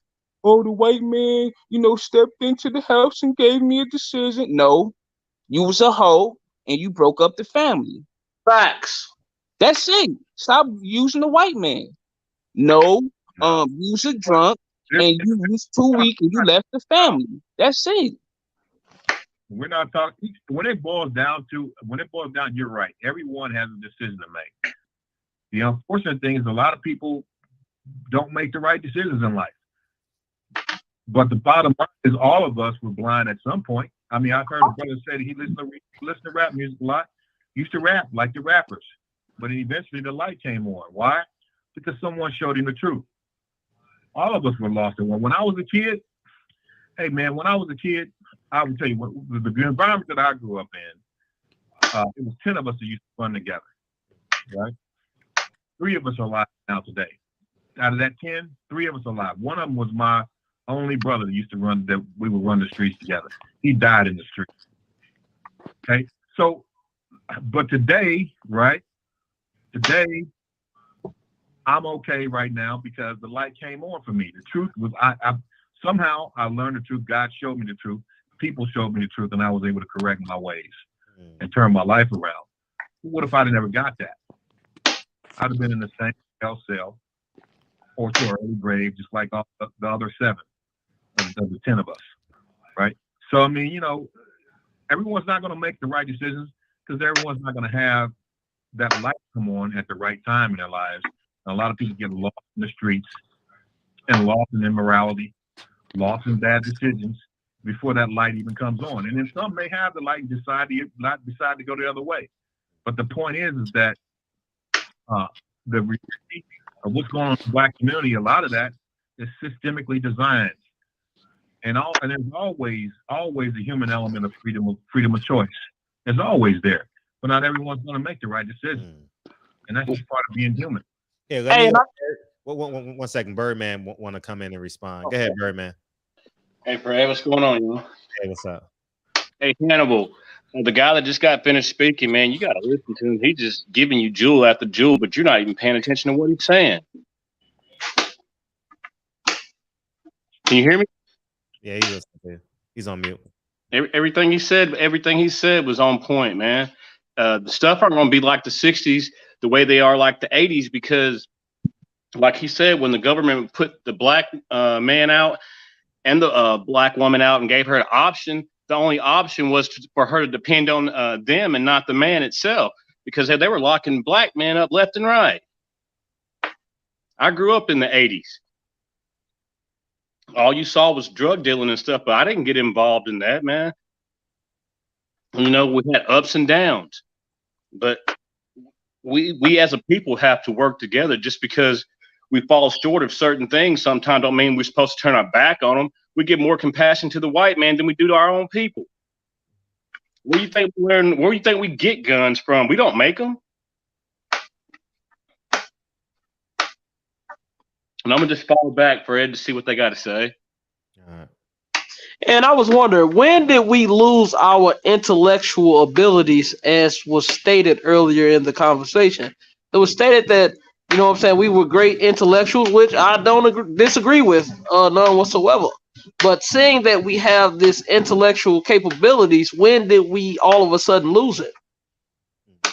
When we gave up the premise and the way of living for doing for self, and we assimilated into white society, where instead of building our own homes, we went and bought the homes they built for us. Instead of having our own businesses, our businesses shut down because we didn't patronize them anymore, because we went to go shop with them. So you disagree with the segregation, with the desegregation? You would have preferred that we stayed segregated. A significant number of black contractors in this country that have the same skill set that we had at the turn of the 20th century. In the early 1900s, where we built our own homes, built our own churches, built our own schools, had our own businesses, because that's the only way we had, because we weren't able to integrate into white society. We never had the 40 acres and a mule. We never got that to this day. We won't get it, but they'll Oh. give it to everybody else and tell them where they're going. They tell us how we're going to get our 40 acres and a mule if we get it. They tell us they're going to put it in some fund. Why we got to have it in fund? They didn't give the other people their money in fund. They gave it in cash or they gave it in checks. They put it in their bank accounts. We don't need nobody telling us what to do with our own money. There you go. So when it's all said and done, I mean, you look at that, that's where we lost the intellect. And then we believed, you know, the lie that, hey, the reason why you live in our homes, the homes we built, because you don't know how to live, because that was a lost art. We didn't pass that. Here's one thing about us, and I think this is just my opinion now. This is just my opinion. I think that we forget about the past, and we want to forget the past as a people because that's how we cope, because our past is so traumatic. So traumatic, you don't want to remember it. A coping mechanism, if you have a traumatic past, is to stick it into your subconscious mind. It still affects you as a human being, but you stick it into your subconscious mind so you don't have to relive that traumatic experience every day. And that is a coping mechanism that we use as a people, even today. And so when you look at the development of our people in this country, we forget about our past and handing down not only the handing down the negatives, but also handing down the goods from our past, the skills we had, because we want to forget about it because it is so traumatic. And that's where we lost the intellect. That's where we lost it, because we didn't use them and then we didn't pass them down, because we assimilated into Babylon, which is where we're at now. Babylon. And now we've been in the streets and we're murdering one another. We're murdering each other in the streets because we believe that we're exactly who they say we are. A bunch of Crip, blood, gang banging, ignorant ass, lazy, stupid niggas. Well, we'll go around and give our final word. Then I'll let Deacon be in and give his speech, and then we'll get the hell out of here. The money team, you want to give your final word? No. I'll give a final word. Oh wait, let them go. Me too. Yeah, go ahead. Yeah, everybody. I'm gonna give everybody a turn. No problem. Go ahead, money team. Yeah, I feel like we got to just keep grinding out there. We're just working hard. Hey, you could do DoorDash, you could do Uber Eats, you could do all that. The grocery delivery. Just try to do something independent. Because it really changed. Cause I know this guy in my grocery store, he do grocery delivery, and it really changed his life because he made a lot of money doing it. And you don't have to have no boss or nothing. You basically your own boss. Just get something, then try to grind it out. Try to make some side money, like Kevin Salmons was saying. Just try to do right. Because you could start at my company at 14. So, and it's a lot of people that start off at 14. Their parents let them save up the money. By the time they 30, they already have that money saved up. So that's what I like. I appreciate right, you y'all. coming in tonight, dog. Yeah. All right, Hannibal, you want to give your final words?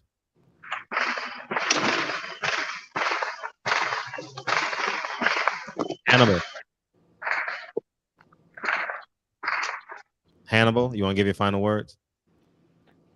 Ray Sean, you want to give your final words? Yeah, man. I just want to reiterate like what I was saying, man, because like everybody's right, like as far as the choice part, but I'm really highlighting the lack of options when you get to choose, because like we can sit here and say, oh, it's your fault, but like everybody's born into their scenario. You know what I mean? Certain people were born into just gang culture, bro. That's all they know. You know what I mean? So it's like I said, once you only presented 2 doors and you start to go down that door, now you are already in this vicinity. You keep opening more doors. You get deeper and deeper into that life, and it's hard to turn around. Like that's what people don't understand about that. And I get exactly what everybody's saying, but like he said, you can make the wrong choice, and that's your life. And then to add on to it, that's what a lot of the girls is attracted to, because that's what they're told to be attracted to. So then they end up getting the short end of the stick. They want the gangster. We already know this, Fred. We had that conversation multiple times. A lot of the little girls want the gangster, but that's how I'm gonna wrap it up, bro. You go have a good night, y'all. Saturation. Get him and big 0581. Final words. Yeah, man. Salute to you, brothers, man. Brothers, stay safe out there, man. Thank you. I agree with the brother making all the Bible references. You know what I'm saying? I absolutely do believe that America is the daughter of Babylon. The Negroes in America or the children of Israel recorded in the scripture, Deuteronomy chapter 28, verse 68. Slavery is in there. And you know what I'm saying? Ecclesiastes chapter 12, verse 13 and 14 lays out what we should be doing in this life for God and keep his commandments. So salute to all you brothers. Thank you, Big O. Appreciate you. Hey, thank you, sir. Thank you. Well, since you're speaking, you Hey. want to speak 831? Go ahead. You want to give your final words? Go ahead. Yeah. Hey, what I was gonna say is I use a lot of harsh words, man, because I normally don't use the word. Don't use the word nigga. I don't. And I said some harsh things today, and the reason why I did that is because I'm trying to make a point. And I'm a little upset about constantly seeing this stuff in the news where we're killing each other. The police is, shooting us 90 times and all that. I'm tired of it, man. I'm frustrated. So I'm just gonna ask you guys, forgive me. If I offended anybody, forgive me for using harsh language or whatever. But at the end of the day, I'm just trying to make a point that we all we got, and we can't turn our backs on each other. I mean, if you don't believe in those who look like you, who have the same lineage and background that you have, understanding that there are circumstantial things that have caused us to lose our minds and lose our spirits, then I don't think you really understand the whole. You don't understand the whole reality of what we have experienced. I'm talking about from a historical and current day reality. You don't understand that, and so it's about educating each other. And Fred, I'm gonna give you a break, man, because I've been coming on here like crazy. No, that's fine. I'm gonna give you I don't need no break. I don't need no break. That's what this is for, man. You can't have a barbershop without patrons and barbers, right? I hear you, man. So appreciate everybody I love coming all here, brothers, man, and then no homo, of course. You don't hear no homo in my voice, but I love you guys as black men, and I want us to stand up and understand that and this is what a lot of people don't understand about us. Just because we want our own existence doesn't mean we don't want the existence of others. See, people think that if we get to a certain point in life, then the first thing we're going to do is seek revenge. That ain't in our hearts, man. That's not in our hearts. We just want to be treated fairly and be treated equally on an equal basis, on an equitable basis as everyone else in the country. Let us live and be human beings. So don't attack our manhood every time we look around. Give us the same opportunities that you give everyone else, the ones that we deserve and to work for. Right. Stop denying us the things. And here's the thing, when it's all said and done, we have to realize that this system is not going to change until we change. We have to change our mentalities about how we conduct business and how we interact with the system strategically to force it to make the changes that it needs to make. And I told a lot of guys, I'm a veteran. I've spent 20-something years in the military. I want to see this country successful. I really do. But the bottom line is going to have to repent of what it's been doing to black people, first of all, and then it needs to give us reprisal, give us what they owe us. Okay, and they do owe us. There ain't no question about that. They owe us. But even if they don't do that, we owe ourselves. So as a result of that, we have certain responsibilities. Teach one. Realize that we family, regardless of where we want to be or not. That's all I got, man. Man, appreciate you coming through. Yeah. Thank you. As always, appreciate you. And we got our last two. Then hang in there, Deacon. Hannibal, you there? Yeah, I'm here. Okay, you want to give your last words? It was a good show, man. Like I said, I'm not disagreeing. I just think we need to just be more honest. I had some more to say, but next time you had a show, I speak on some things. You just gotta be honest with ourselves and stop making it seem like the white man grabbed our wrists and made us sign a contract. We got a lot to do with this. So peace, I'm out. Thank you, dog. Nate, you wanna holler? Yeah, real quick. I ain't get to say a lot, but all I'm gonna say is this, make it short. I agree with him about, we did a lot of it. We did to ourselves by, the redlining situation where we allowed people to buy us out and not stand on our square, not sometimes not willing to fight back. I'm not saying all the time, most of the time we did, but sometimes we weren't willing to fight back when we need to, and not you know, point out the people who basically traitors amongst ourselves and put their foot to the fire basically. And I think nothing's going to change ever if we don't get around like-minded people who want to change and for our future generations, where we can have a better situation for all of ourselves instead of saying, wondering what is freedom? What is freedom? Some people's freedom is that they made it out the hood. Some people's freedom is just getting out of jail and getting a job. The true freedom, in my opinion, is the fact that we don't have to give up taxes to the government when that's our money. True freedom is getting the land that is actually ours. If you look back into our great grandparents, that is the true definition of freedom. Not just getting a job, not just doing having some success. True freedom is knowing that at the end of the day, this system needs us, honestly, not that we need them. And a lot of people has that backwards, and that's just truth. I don't think that's going to change until people who think like that it gets together and put words to action. And that's all I got to say. Appreciate you, Birdman. I just want to say, so never give up on our people.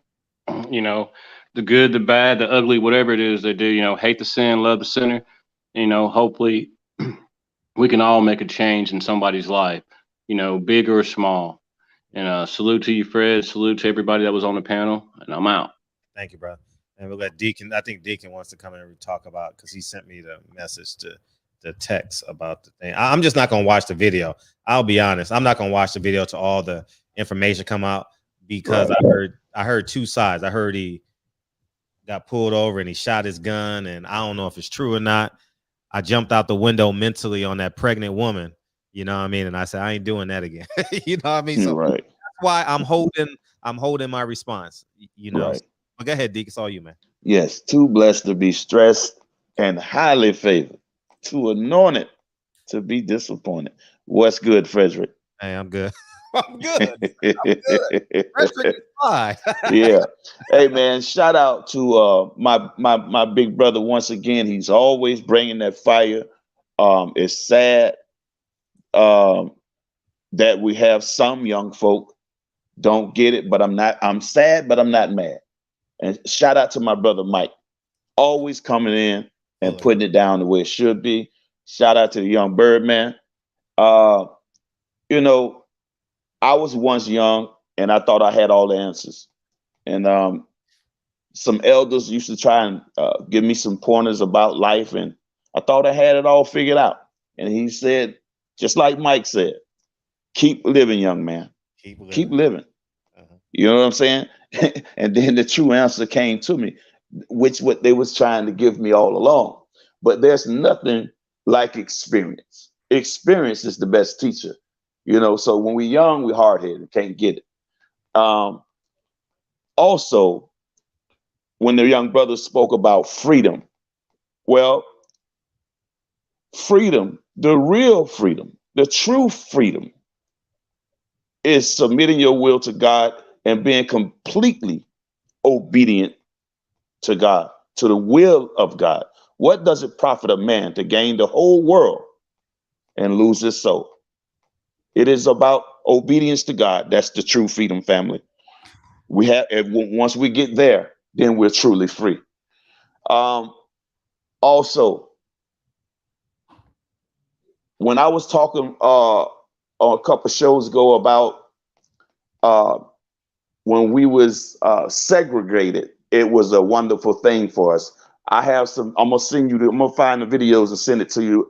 It will explain it to you better than me talking about it, so you can play it on the show once. Cause sometimes visualization is better for our young folks so they can actually see it.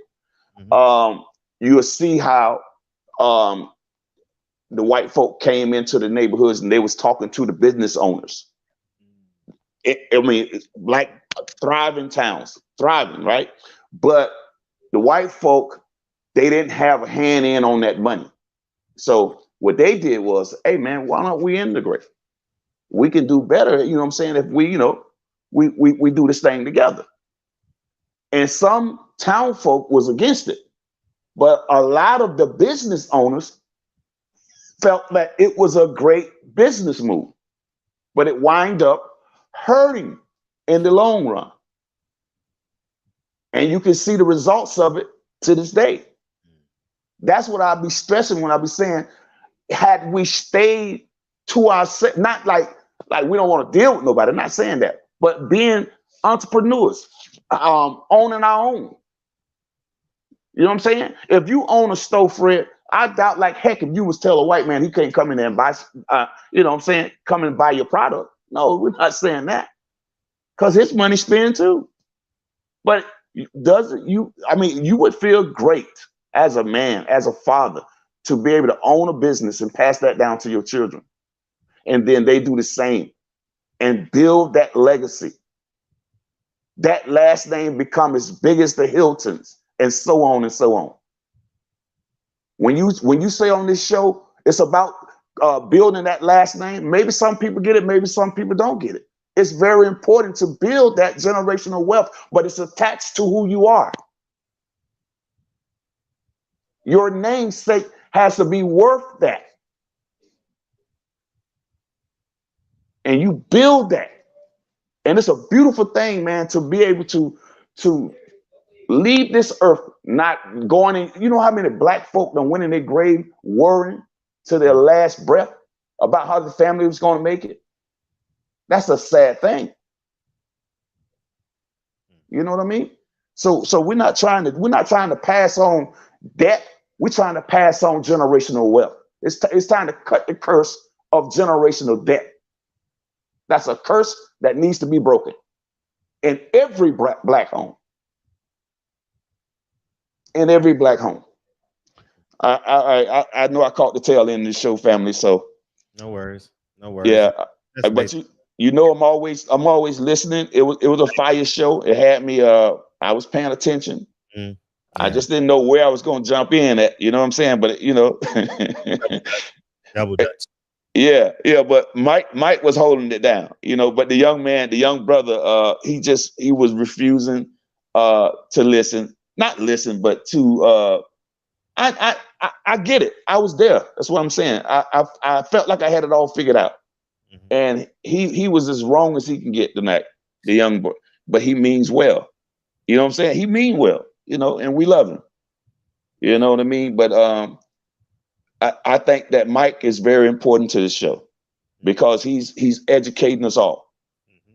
You feel what I'm saying? No matter how old we are, we still can learn. No matter how young we are, we still can learn. We don't have all the answers. And that's why these shows are important, family. I agree. Yes, sir. Peace and love, family. I'm going to catch you on the next one, all right? All right, proceed tomorrow night. Appreciate yes, y'all, man. I thank y'all for coming through. Like I said, I am not ignoring that Jaylen Brown, but I want to jump out the window and be correct. You know what I mean? I haven't watched the video. I'm not going to watch the video. I'm tired of seeing black men getting killed. I'm not watching it. But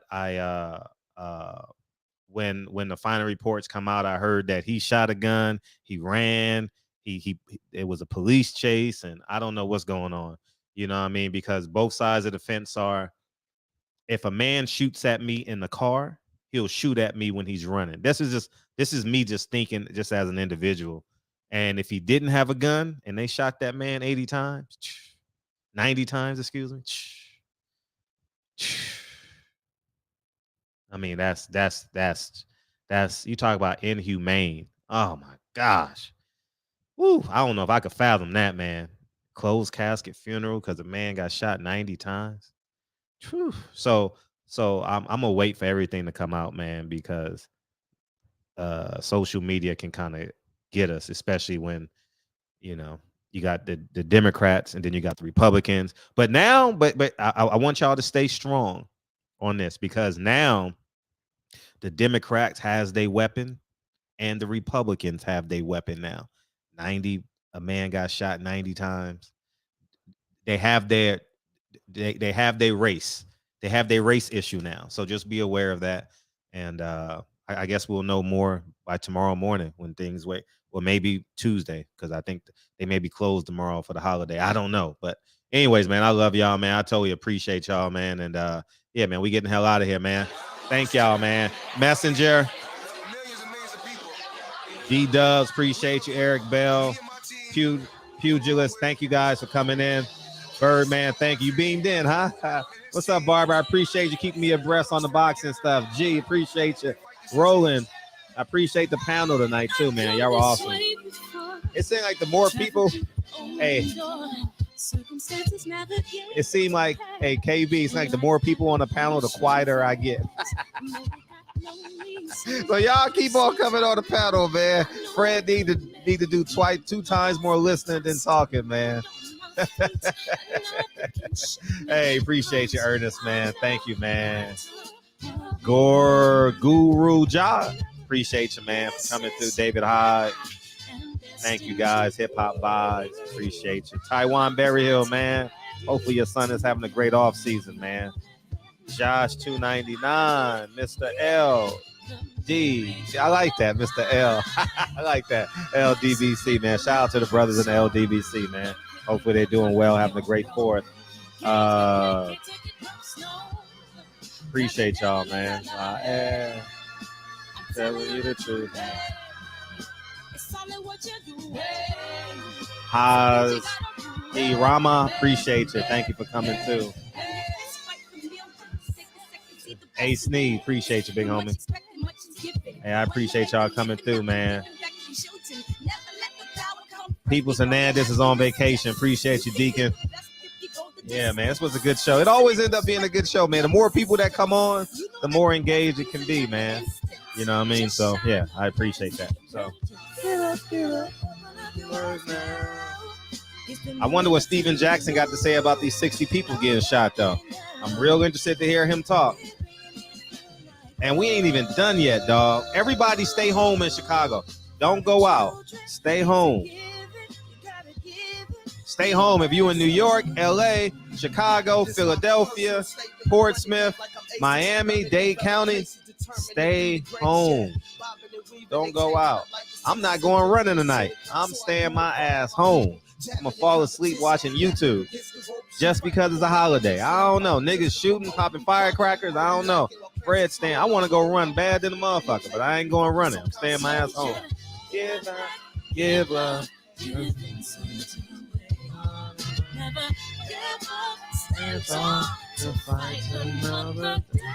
And 15 people shot.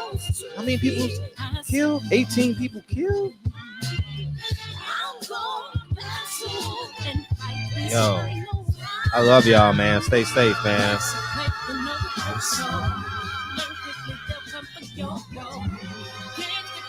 Oh, shit. Wait a minute. Hold up. Wait a minute.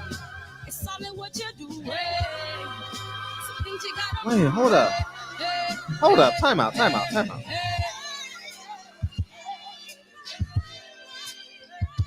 So it was 2 people in the car, Deacon? Oh, I'm not watching this shit, but I'm reading the title. 1 killed, 3 cops. The other ran. 1 was taken. 1 killed, 3 cops. Are you talking about another incident? Oh, it's about another incident. Oh, okay. We'll talk about it tomorrow. Appreciate y'all, man. Love y'all, man.